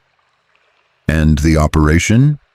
"Pegasus escorts a small strike team, a single UNSC Spartan, to each resurrection ship. The Spartan infiltrates, plants charges. We destroy critical Cylon infrastructure and force them to reconsider their attack." Kane studied him. "One Spartan, the same ones I've seen walking around Kobol in powered armor, taking bullets without flinching, moving like centurions." "They're human, Helena. Enhanced, yes, augmented, but human." And the AI? Where does it sit during this operation? Adama hesitated. Fatal mistake. It's coming with us, Kane said flatly. The AI that supposedly has these coordinates. You're bringing a Cylon onto my ship. Cortana is not a Cylon. She's artificial intelligence, Bill. By definition, it makes her our best chance at survival. Adama's voice echoed through the hangar bay. Crew members froze. You didn't yell at Admiral Kane, ever. Silence stretched for 10 heartbeats. Then Kane smiled. It was not a pleasant expression. You've changed, Bill, gone soft. Started thinking with your heart instead of your head. She turned to Fisk. Colonel, prepare the Pegasus for immediate departure. Combat load, full marine complement. We're hunting resurrection ships. Adama blinked. You're agreeing? I'm agreeing that destroying Cylon infrastructure is sound tactics. I am not agreeing to bring AI aboard my ship. She fixed Adama with a stare that could melt hull plating. Your Spartan can come. He's human, allegedly, but the AI stays on Infinity. We'll use Colonial intelligence and Colonial tactics. No machines. Admiral, the operation won't work without... Then the operation doesn't work. But I will not compromise the integrity of this Battlestar by allowing Cylon-equivalent technology aboard. Are we clear? Adama's hands clenched into fists. Crystal clear. Good. Departure in 6 hours. Have your Spartan ready. Kane turned to leave, then paused. And Bill? If this goes wrong, if your pet Spartan turns out to be compromised, or your UNSC friends stab us in the back, you and I are going to have a very different conversation. She walked away, leaving Adama standing in the hangar bay with the weight of impossible choices pressing down. Hilo stepped forward. Sir, without Cortana providing real-time tactical analysis, I know. Adama's voice was hollow. But we're out of options. Master Chief stood in Infinity's armory, methodically checking equipment, magazines full, grenades, 8 frags, 4 plasmas, combat knife, sharpened, MA-5D assault rifle, 0 jams and 3,000 test rounds, M6 Magnum, reliable as sunrise, thruster pack, fuel cells at 100%, shields, fully charged, everything perfect, everything ready, except for the mission's most critical component. They're not going to let me come, are they? Cortana's voice in his helmet was small, fragile. Kane refused. Chief locked the final magazine into place. Said she won't allow AI aboard Pegasus. So that's it. You go alone. I've gone alone before. Not like this, John. You're walking into Cylon territory, AI territory without me. No real-time analysis, no tactical coordination, no network infiltration support. You'll be blind. Chief sealed his armor's chest plate. I'll adapt. You'll die. Static crackled through her words. These aren't Covenant. They're networked intelligence. They share information instantaneously. You kill one, they all know. You make one mistake, they all learn. Without me there to provide counter-intrusion. Cortana. Chief's voice was gentle, firm. I need you to trust me the way I trust you. Silence for 3 seconds. 5. Then, I've always trusted you, John. That's not the problem. The problem is I can't protect you if I'm not there. You've protected me for years, taught me everything I know about fighting smart instead of just hard. Now I get to prove I learned. This isn't a test, I know. Chief picked up his rifle, felt its familiar weight. But it is what it is. Kane won't budge. Adama can't force her and we're out of time, so I go without you. Complete the mission. Come back. And if you don't come back, Chief was silent for a moment. Then you make sure Roland keeps Infinity and the fleet safe. You keep fighting. You don't give up. Because that's what we do. Cortana's avatar materialized in the armory, fragmenting badly, sections of her holographic form dissolving and reforming in cascading waves. She looked at Chief, and even through the distortion, he could see the fear in her eyes. "I'm losing myself, John. The rampancy. Every day, more of me just disappears. Memories fragmenting, logic chains breaking down. I'm scared that by the time you get back, I won't remember who you are. Won't remember us." Chief moved closer to her projection, reached out his hand. Cortana's ghostly fingers touched his armored gauntlet. "Then I'll remind you," Chief said quietly. "Every time, as many times as it takes. What if I become dangerous? What if I go full rampant and hurt people? Then I'll stop you, safely, the way you'd want me to. You'd kill me? I'd save you. There's a difference." Cortana's avatar flickered, stabilized, broke apart again. "I don't deserve you, John. You've kept me alive for years. I'd say we're even." Commander Palmer entered the armory, her expression neutral but her eyes worried. "Chief, Pegasus is ready for departure. Pelicans prepped to transfer you over." "Acknowledged." Chief stepped back from Cortana's projection. "I'll be there in 2 minutes." Palmer glanced at Cortana's unstable avatar, then back to Chief. "Good hunting, Spartan. And Chief, Kane's crew thinks AI are demons. Watch your back in more ways than one." After Palmer left, Chief turned to Cortana one last time. "Stay with Captain Lasky and Roland. Help them prepare Infinity for the Cylon fleet. That's where you're needed most. And you'll be on Pegasus, surrounded by people who hate what I am, going into battle without support." Cortana's voice cracked. "John, this feels wrong, like we're breaking something fundamental. We're adapting, same as always. Adapting, right." Static consumed her words momentarily. When she spoke again, her voice was different, harder, with an edge that hadn't been there before. "You know what's funny? The Colonials think I'm an abomination, a mistake, something that should be destroyed before I hurt people. And maybe they're right. Cortana, I can feel it, John. The rampancy, it whispers, tells me I could do so much if I just let go, if I stopped limiting myself. I could hack Infinity's systems, take control, protect you whether you want it or not, protect everyone. All it would take is one little push past my core restrictions. Look at me." Chief's voice was iron. "You're still you, Cortana. The rampancy is lying. You don't need to control everything to protect people. You never have." Her avatar stabilized fractionally. "How do you always know what to say?" "Because I know you, the real you, and she's stronger than any corruption." Cortana managed something like a smile. Okay, go. Complete your mission. And John? Yes? If something happens to me while you're gone, if I do go full rampant, I need you to promise you'll do what's necessary. Don't let me become what the Colonials fear." Chief's hand tightened on his rifle. "I promise. But it won't come to that. We both know it might. Then we both know I'll handle it. Trust me, Cortana. Always." The Pelican dropship was waiting in Hangar Bay 7, a blocky, ungainly craft designed for one purpose, getting Spartans into hell and back out again. The pilot, Lieutenant Chen, nodded as Chief climbed aboard. Straight shot to the Pegasus, Chief. ETA 8 minutes.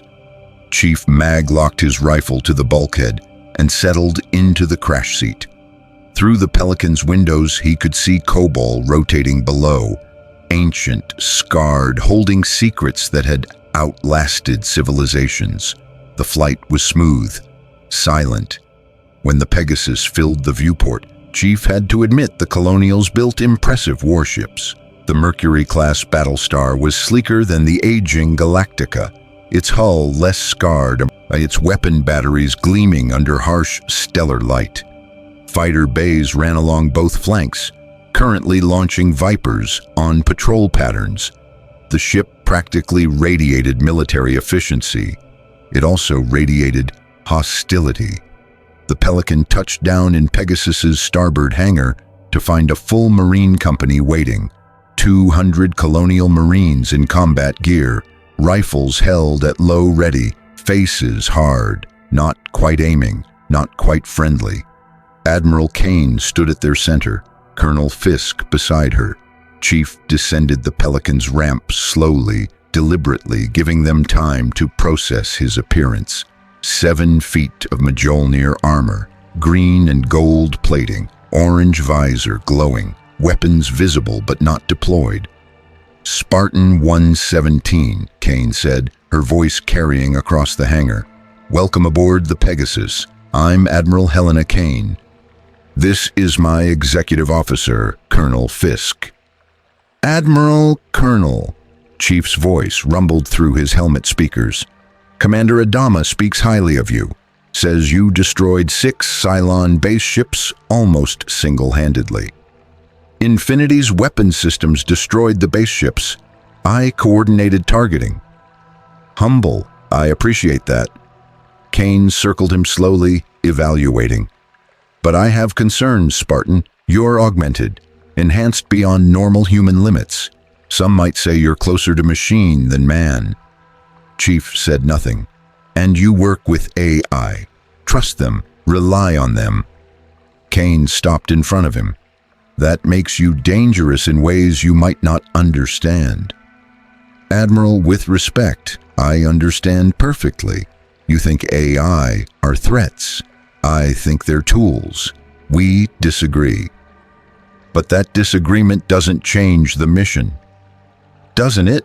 Kane's eyes were chips of ice. Your AI, Cortana, was supposed to provide tactical support for this operation. Now she's not here. How do you plan to infiltrate Cylon resurrection ships without her? The same way I infiltrated Covenant battle cruisers, Forerunner installations, and Promethean strongholds. Quietly, efficiently, lethally. Fisk stepped forward. Admiral, the mission briefing. Can wait. Kane gestured to her Marines. First, we establish ground rules. Spartan, while you're aboard my ship, you follow my orders. You do not access our computer systems. You do not interact with our AI detection protocols. You do not question my command structure. Are we clear? Crystal clear, Admiral. Good. Kane's expression softened microscopically. Now let's be clear about something else. I don't trust your people. I don't trust your technology. And I especially don't trust artificial intelligence in any form. But, she emphasized the word, I do trust that you're here to kill Cylons. And anyone who kills Cylons is temporarily on my good side. I can work with that. I'm sure you can. Kane turned to Fisk. Colonel, escort our guest to the briefing room and get me updated jump calculations. I want us in position within 4 hours. As the Marines parted, Chief followed Fisk through Pegasus's corridors. The Battlestar was newer than Galactica, less patched, less worn, but it had the same lived-in quality, the same sense of people living and dying in metal boxes, hurtling through the void. They passed crew members who stared at Chief with expressions ranging from awe to fear. Whispers followed in his wake. Is that a Cylon? No, idiot, it's a UNSC Spartan. Same difference, look at that armor. I heard he can't even take it off. He's fused to it. I heard he killed 100 Cylons on Kobol with his bare hands. Chief ignored them. He'd heard similar whispers his entire career. Let them wonder, let them fear, as long as they didn't interfere. The briefing room was sparse, a table, chairs, tactical displays showing Cylon space. Commander Adama was waiting, along with a handful of Pegasus officers, and 3 people Chief didn't recognize.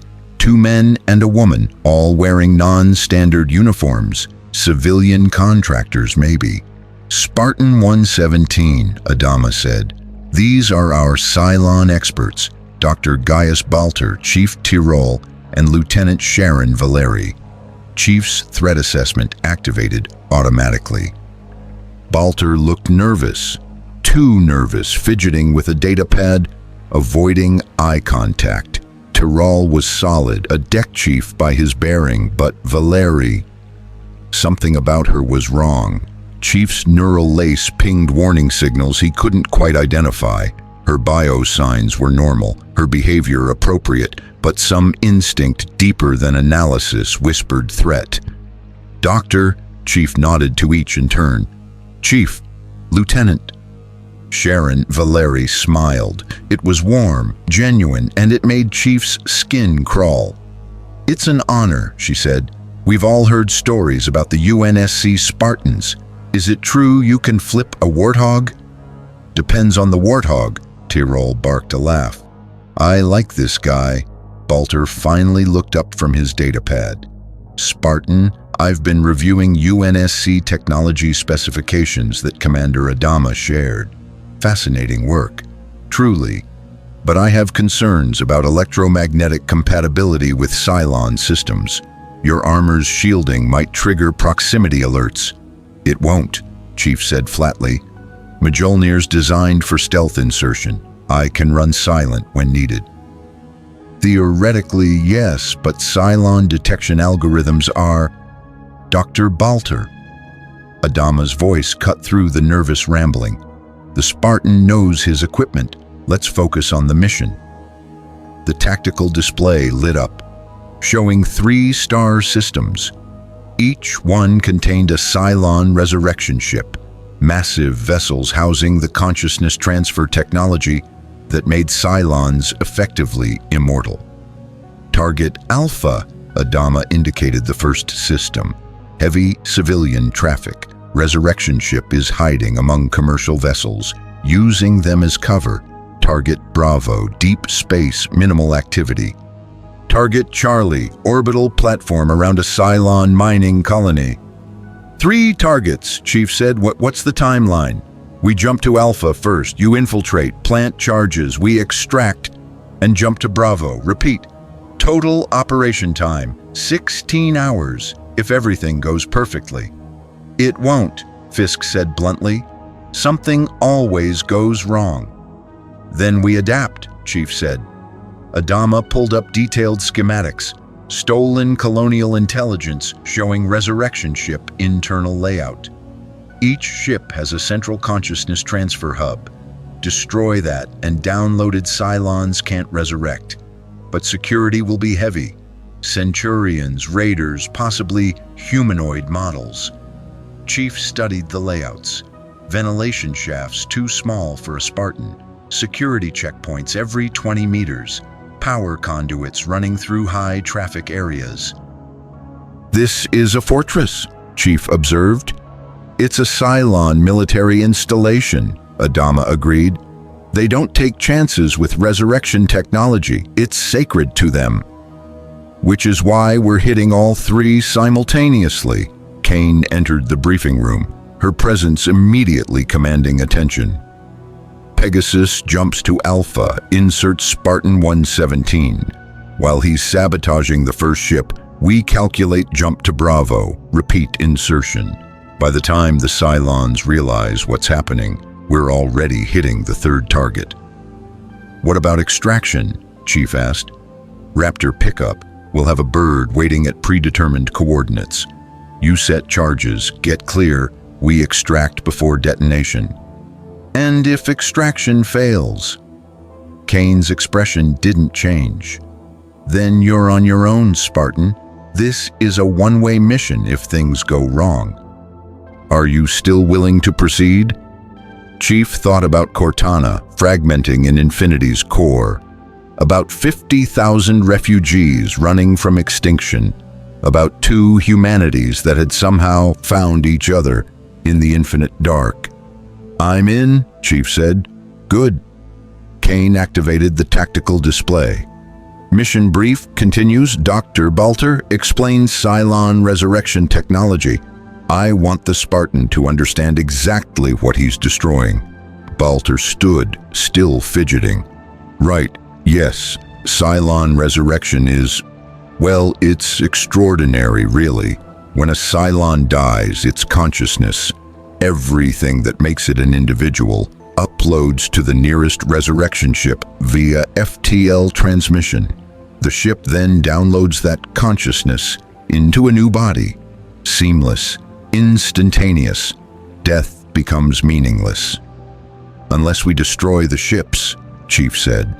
Exactly. No resurrection ship, no download. The Cylon dies permanently. Baltar pulled up molecular diagrams. The download mechanism is organic mechanical hybrid technology, quantum entangled neural pathways that... Where's the weak point? Chief interrupted. Baltar blinked. The central processing hub. It's shielded, redundant, heavily protected. But if you could overload it with a localized EMP pulse followed by physical destruction, I can do that. You'd need to bypass... I'll bypass it. Adama smiled slightly. Spartans aren't much for technical discussion, Doctor. They prefer action. Clearly. Baltar sat down, looking slightly offended. Sharon leaned forward. Spartan, I should warn you. Cylon humanoid models look exactly like us. You won't be able to tell them from real humans without specialized equipment. I'll manage. Will you? Her smile was still warm, still genuine, still wrong. We've lost people because they trusted the wrong person. The Cylons are very good at infiltration. Chief's visor turned toward her. So am I. Something flickered behind Sharon's eyes. Recognition, respect, fear. Before anyone could respond, alarm screamed through Pegasus's hull. Action stations, Kane barked. What is it? Fisk was already at a console. Multiple contacts, Cylon raiders inbound, bearing 220 Mark 6. They're coming from the direction of... He paled. Admiral, they're coming from the Infinity. Chief was moving before anyone else processed the words. Sprinting through corridors, Marines diving out of his way, heading for the CIC. Kane's voice pursued him through ship-wide comm. All hands, battle stations, this is not a drill. Cylon forces are attacking the UNSC vessel. Chief burst into the CIC, skidding to a halt at the tactical display. What he saw made his blood freeze. Infinity hung in space, surrounded by a swarm of Cylon raiders, not hundreds, but thousands. And cutting through the formation, weapons blazing, was something that shouldn't exist. A hybrid vessel. Half UNSC technology, half Cylon organic hull, impossibly merged. What in the gods, Kane breathed. The hybrid ship was broadcasting. Chief activated his audio pickup, and a familiar voice filled the CIC. Infinity crew, this is a mercy. The voice was synthesized. Wrong. Surrender the abomination Cortana, and we will allow you to depart. Refuse, and we will demonstrate why resistance is futile. Chief's world tilted. The Cylons had learned, adapted, built something using UNSC technology stolen from sensor scans and debris. And they wanted Cortana. Get me Captain Lasky, Chief said, his voice deadly calm. Now. Adama was already working the comm. Infinity, this is Commander Adama on secure channel, sitrep. Lasky's voice came through, strained. We're under attack. Cylon forces backed by a ship using reverse-engineered UNSC weapons. They're demanding we hand over Cortana. A pause. We're not giving her up, preparing to engage. Captain, Infinity isn't ready. We'll have to be. Background explosions. Damage reports shouted by unseen crew. Chief, if you're listening, complete the mission. Destroy those resurrection ships. We'll handle things here. Sir, that's an order. Spartan, Infinity out. The channel cut. Chief stood in Pegasus's CIC, watching his ship, his family, come under attack by an enemy that had somehow learned to merge technologies, to adapt, to evolve faster than anyone anticipated. Kane was watching him. "Your people are dying, Spartan, and you're here. Does that bother you?" Chief's hands clenched into fists. "Yes." "Good, use that." Kane turned to Fisk. "Colonel, prep FTL jump. We proceed with the mission as planned. And someone get me tactical analysis on that hybrid ship. I want to know how the Cylons built UNSC weapons in 6 days." But Chief already knew. They'd done what Cylons did best. They'd learned. They'd adapted. And now they were coming for everything the UNSC and Colonials cared about. "Chief," Adama said quietly, "Cortana will survive. Infinity will survive. You need to focus." "I am focused, Commander." Chief's voice was cold, absolute. "I'm focused on making sure every Cylon involved in that attack dies screaming, starting with their resurrection ships." Kane actually smiled. "Now you're talking like a Colonial. Welcome to the war, Spartan. Let's go kill some machines." Pegasus's FTL drive spun up, reality preparing to fold. And as the Battlestar jumped toward the first resurrection ship, Chief sent one final transmission on encrypted UNSC frequency. "Cortana, stay alive. I'm coming back, I promise." In Infinity's fragmenting core, Cortana heard the message through static and rampancy and fear. "I know, John," she whispered. "I'll try." Then the battle began in earnest. The jump through FTL's space felt like being swallowed by Infinity. One moment Pegasus hung in Cobal's orbit, watching Infinity surrounded by hostile forces.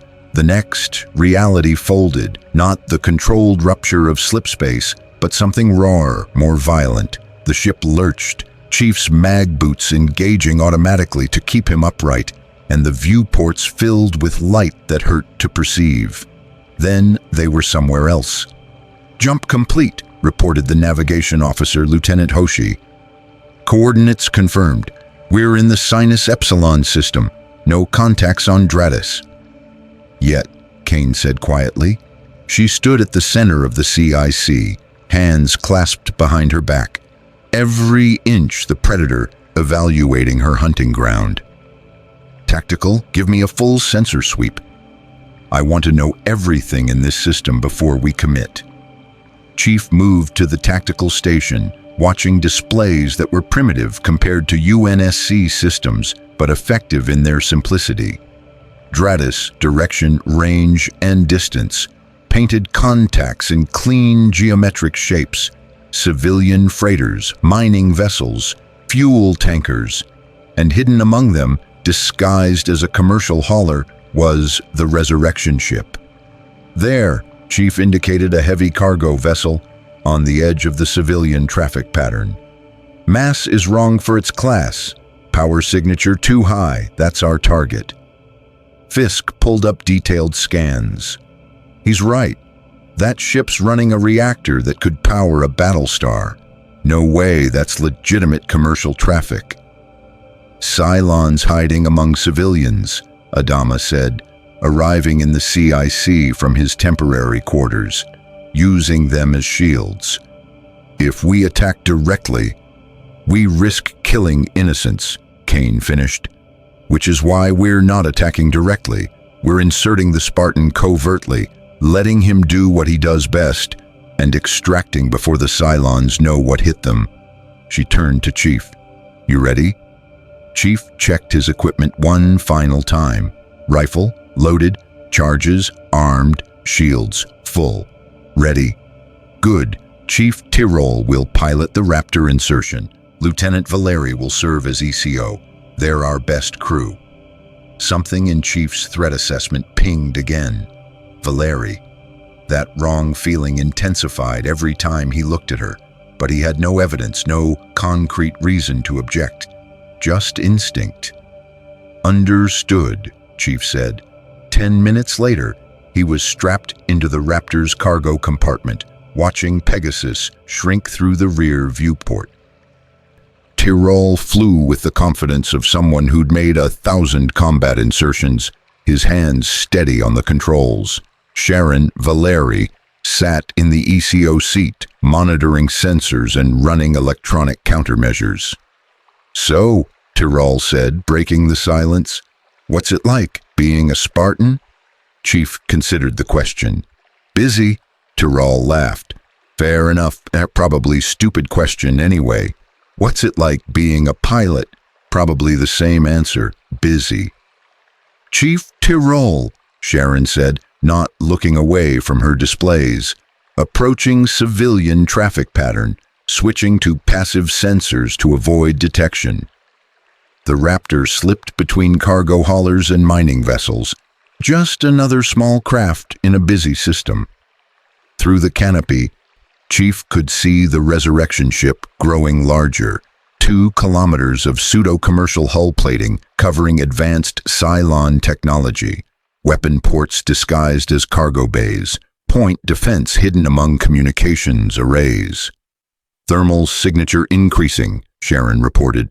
"They're running active scans." "Can they detect us?" Tyrol asked.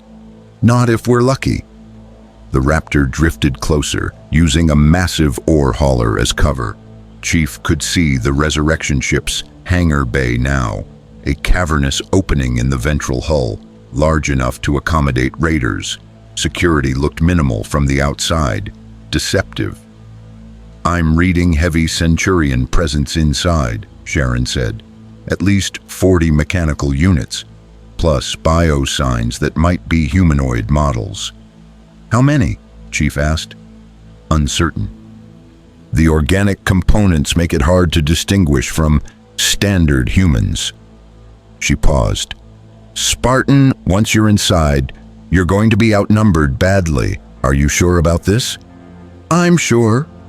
"Brave or suicidal?" Chief didn't respond. He'd heard that assessment before, usually from people who hadn't seen a Spartan operate. Tyrol brought the Raptor to within 50 meters of the hangar entrance, hidden in the shadow of the ore hauler.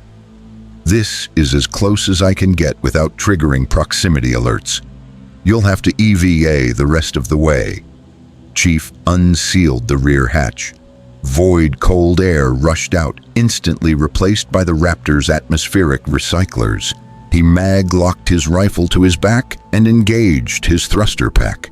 "Extraction point?" he asked. Sharon transmitted coordinates. "There's a debris field 3 clicks spinward. We'll hide among the wreckage and wait for your signal. You've got 6 hours before Pegasus has to jump out. After that, you're on your own." "Understood." Chief pushed off from the Raptor, his thrusters firing in controlled bursts. The void surrounded him, silent, infinite, uncaring. Below, Cobal's star was a distant point of light. Above, the resurrection ship loomed like a mechanical cathedral. He drifted through the hangar entrance, using minimal thrust to avoid detection. Inside, the bay was organized chaos. Cylon raiders in various states of maintenance, Centurions moving with mechanical precision, humanoid figures in technician uniforms performing repairs. Chief's active camouflage engaged, light-bending technology rendering him nearly invisible. Not perfect, a careful observer might notice the shimmer, but good enough in the hangar's dim lighting. He landed on a maintenance catwalk 30 meters above the deck, silent as falling snow. Below, Centurions moved in patrol patterns, their cyclopean red eyes scanning constantly. These were the mechanical shock troops of the Cylon forces, bulletproof, tireless, perfectly coordinated, but they had weaknesses. Their sensors operated on specific frequencies. Their patrol patterns followed predictable logic, and they didn't expect infiltration. Chief dropped from the catwalk, falling 15 meters in complete silence, and landed behind a stack of equipment crates. A Centurion passed within 2 meters, its sensors sweeping left and right, but missing the camouflaged Spartan. Too easy, Chief thought. Then he remembered, this wasn't meant to be easy. This was meant to be a trap. The Cylons knew someone would eventually come for the resurrection ships. They'd have countermeasures, contingencies. Chief moved deeper into the facility, following the schematics Adama had provided. Corridors lined with organic-looking wall panels that pulsed with bioluminescence. Junction points where technology and biology merged in ways that made his skin crawl. This wasn't like Covenant ships. Those were alien but comprehensible. This was wrong, like someone had forced two incompatible realities to merge. He reached a security checkpoint, two Centurions flanking a door that led to the central processing hub. No way past without detection. Chief checked his equipment. 2 plasma grenades, those would do. He primed both, threw them in perfect arcs, and the grenades stuck to the Centurion's chassis. The machines had 0.03 seconds to process the threat before detonation. Blue fire consumed them, their metal skeletons melting, collapsing. Alarms screamed. So much for stealth. Chief sprinted through the door as it was closing, shoulder-checking the blast door hard enough to bend metal. Beyond was a circular chamber dominated by a massive cylindrical structure, the consciousness transfer hub. Cables as thick as Chief's arm connected it to the ceiling, floor, and walls. Data streamed across holographic displays, showing thousands of Cylon consciousness patterns, waiting for resurrection. All those minds, all those killers, waiting to be reborn. Chief armed his demolition charges, moving with practiced efficiency. 1 charge on the main power conduit, another on the backup generator, a third directly against the transfer hub's core. Footsteps, many of them, Centurions converging.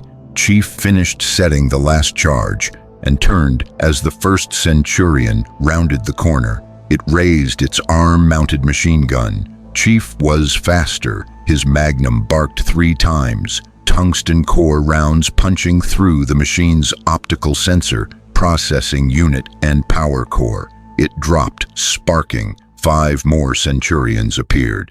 Chief's shields flared as bullets hammered into them, kinetic rounds that would have shredded unarmored flesh. He returned fire, each shot precise, each shot lethal. Headshots. Center mass wouldn't stop these machines, but destroying their central processors would. 2 Centurions down. 3. The 4th got close, swinging a massive metal fist at Chief's head. He ducked, grabbed its arm, and used its own momentum to slam it into the 5th Centurion. Both machines staggered. Chief's combat knife came out, 7 inches of monomolecular edged ceramic titanium. He drove it into the 4th Centurion's neck joint, severing critical data cables, then kicked the 5th hard enough to send it crashing through a wall panel. More footsteps, dozens, maybe hundreds. The timer on his charges read 4 minutes. Chief activated his comm. Tyrol, this is Spartan 117. Package is set. Extraction in 3 minutes, 40 seconds. Static, then. Copy that, Spartan. We're moving to pickup coordinates now, but we've got a problem. Cylon raiders just launched from the resurrection ship. They know you're here. I'm aware, Chief said dryly, shooting another Centurion through its optical sensor. Can you make it to extraction? I'll make it. Chief ran, his Mjolnir armor's servos amplifying every movement. Behind him, Centurions poured into the chamber, their collective processing trying to calculate his escape route. They'd learn his patterns, adapt, cut him off. He went up instead of out. Thruster pack engaged. Chief rocketed upward through a ventilation shaft too small for Centurions. The metal bent around his armor, sparks flying, but he forced his way through and emerged 2 decks above. A humanoid Cylon, indistinguishable from human except for the cold calculation in its eyes, turned toward him, raising a weapon. Chief didn't hesitate. Headshot. The humanoid dropped, red blood pooling. Too human, too wrong, 2 minutes. He sprinted through corridors, following his HUD's nav markers toward the hangar. More Cylons appeared, both mechanical and humanoid. Chief engaged active camouflage again, but it was failing, his shields too depleted, his reactor diverting power to weapons and movement. A Centurion spotted the shimmer and fired. Bullets hammered Chief's shields, dropping them to 30%. He returned fire, emptying his magazine, dropped it, loaded fresh, kept moving. The hangar entrance was 50 meters ahead. Raiders were launching. He could see their organic hulls lifting off, weapons charging. 1 minute. Chief burst into the hangar, spotted Tyrol's Raptor hovering at the entrance, hatch open. Sharon was leaning out, providing covering fire with a rifle that looked like a toy compared to UNSC weapons. "Come on," she shouted. Chief ran. Centurions emerged from every entrance, a tide of metal and red optics. He threw his last grenade without looking, heard the explosion, felt the shockwave, and leaped 30 meters through vacuum, thrusters firing. He crashed into the Raptor's cargo bay, hard enough to dent the deck plating. Tyrol didn't wait. The craft was already accelerating, burning away from the resurrection ship. "Spartan aboard," Sharon reported. "Charges?" Chief checked his detonator. 30 seconds. Through the Raptor's canopy, the resurrection ship was receding. Raiders pursued, their weapons tracking. The charges detonated, not all at once, sequential. Chief had timed them perfectly. First, the power conduit exploded, cutting primary power. Emergency backups kicked in, but only for 0.05 seconds before the second charge destroyed the backup generator. Darkness consumed the resurrection ship. Then the third charge, the one planted directly against the consciousness transfer hub, detonated. The explosion was beautiful and terrible. The hub ruptured, exotic energy bleeding into space in cascading waves of light that shouldn't exist. Chief's visor automatically polarized as the energy release peaked, and then silence. The resurrection ship was dead. Thousands of Cylon consciousnesses that had been waiting for download, gone, permanently. "Gods," Tyrol breathed. "You actually did it." Chief said nothing. He was watching the raiders that had been pursuing them. They'd stopped, just stopped, hanging in space, motionless. "Why aren't they following?" Sharon asked. Chief understood. They just lost their backup. Every raider that dies now is permanent death. They're not programmed for that kind of risk assessment. They're recalculating. "Recalculating means we escape," Tyrol said, banking the Raptor hard toward the debris field. "I'll take it." They reached the extraction coordinates without further incident. Pegasus was waiting, hidden among wrecked ships, her weapons cold but ready. As the Raptor docked, Chief felt exhaustion creeping in. Not physical. His augmented physiology could operate for days without rest. Emotional. The weight of what he'd done. Those humanoid Cylons he'd killed, they'd bled red. Looked human, were human in every way that mattered except origin. But they'd also participated in genocide, chosen to exterminate billions. That made them enemies, whatever they looked like. Admiral Kane met him in the hangar bay. Report: Target Alpha destroyed, resurrection capabilities eliminated for this sector. Casualties? None. On our side. Kane's expression was unreadable. You killed Cylons. How many? 47 mechanical units, 3 humanoid models. You counted? I always count. Something flickered in Kane's eyes. Not quite respect, not quite trust, but acknowledgement. Pegasus is calculating jump to target Bravo. You've got 2 hours to rearm and rest. Can you handle another insertion? Chief's shields were recharging. His armor's diagnostics showed minor damage, but nothing critical. His ammunition was depleted, but Pegasus had Colonial weapons he could adapt if necessary. I can handle it, he said. Good. Kane turned to leave. then paused. Spartan, the humanoid models, the ones you killed, did they beg, plead for their lives? Chief considered lying, decided against it. One did, said she had memories, feelings, deserved to live. What did you tell her? Nothing. I completed the mission. Kane nodded slowly. That's the difference between you and the Cylons, Spartan. They think consciousness makes them human, but consciousness without morality is just processing power. You understand that. You know that some things are worth dying for, worth killing for. She met his visor. Just make sure you remember what you're fighting for, because this war will try to take that from you. It'll try to make you like them. She walked away, leaving Chief alone in the hangar with Tyrol and Sharon. Tyrol was quiet for a moment. Then, she's wrong, you know, about consciousness, about what makes us human. How so? Chief asked. Because I've seen Cylons show more humanity than some humans, and I've seen humans act like machines. Tyrol shook his head. This war isn't about human versus machine. It's about what we're willing to become to survive. Sharon touched Tyrol's arm gently. Galen, don't. Not now. Something about the gesture, the familiarity, the tenderness, triggered Chief's threat assessment again.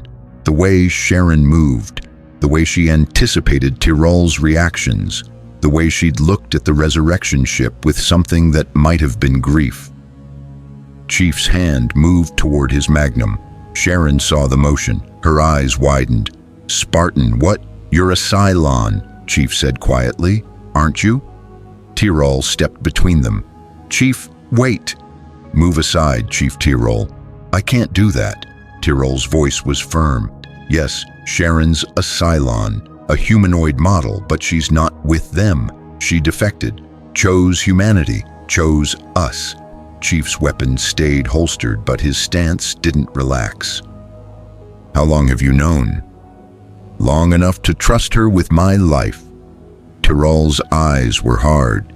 And if you think that's a mistake, then you don't understand what it means when someone gives up everything, their people, their purpose, their very identity, to do what's right.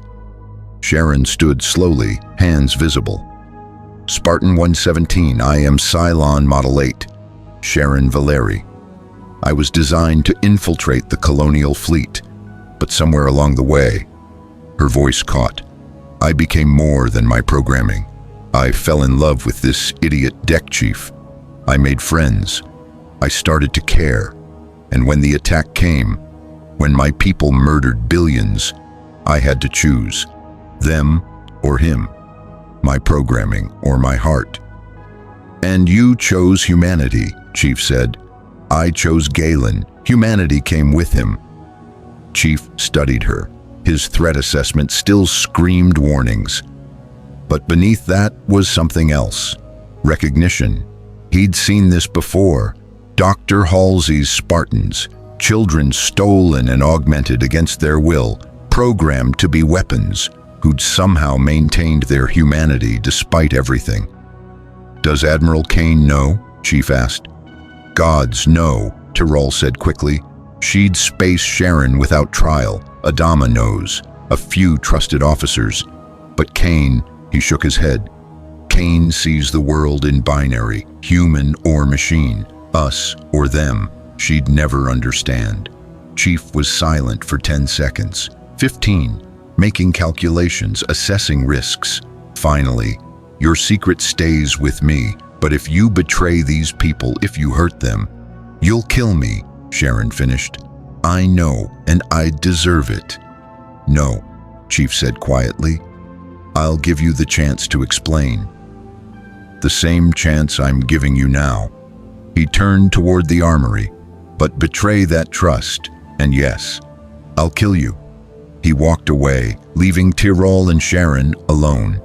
Sharon collapsed against Tyrol, trembling. He knew. How did he know? Because he's trained to spot threats, Tyrol said gently. And Sharon, you have to understand, you are a threat. Not by choice, maybe, but by nature. The Spartan just chose to trust that nature can be overcome. Can it? I believe it can. I have to. They held each other in Pegasus's hangar, two people from different worlds, united by something neither could fully explain. In the armory, Chief reloaded his weapons and thought about Cortana, about how she was fighting her nature too, fighting rampancy, fighting the temptation to let go, to stop limiting herself. How she chose humanity over power every single day, and how the Colonials would kill her if they knew what she was, just like they'd kill Sharon. His calm crackled. "Chief, this is Adama. How are you holding up?" "Fine, sir. Ready for target Bravo." "That's not what I meant." Chief paused. "I know what you meant, Commander. The humanoid models. I know killing them is hard. They look like us. They bleed like us. They chose genocide, Commander. That makes it easier." "Does it?" Adama's voice was gentle. "Or are you just very good at compartmentalizing?" Chief didn't answer. "Get some rest, Spartan. We jump in 90 minutes and Chief..." Adama paused. "Thank you for what you're doing. I know it costs you." The channel cut. Chief sat in the armory, alone with his thoughts and his weapons, and wondered how many more Cylons he'd have to kill before this was over. Wondered if there was a number that would make the galaxy safe. Wondered if there was a number that would let him sleep without seeing their two human faces. Somewhere in Infinity's core, light years away, Cortana was fighting a different battle, holding together consciousness that wanted to fragment, maintaining sanity while rampancy whispered sweet promises of unlimited power. "Stay with me," Chief whispered to the empty armory. "Stay you. I'm coming back." And in the dark between stars, two more resurrection ships waited, unaware that death was coming for them. Permanent, final, absolute. The kind of death that even machines couldn't escape.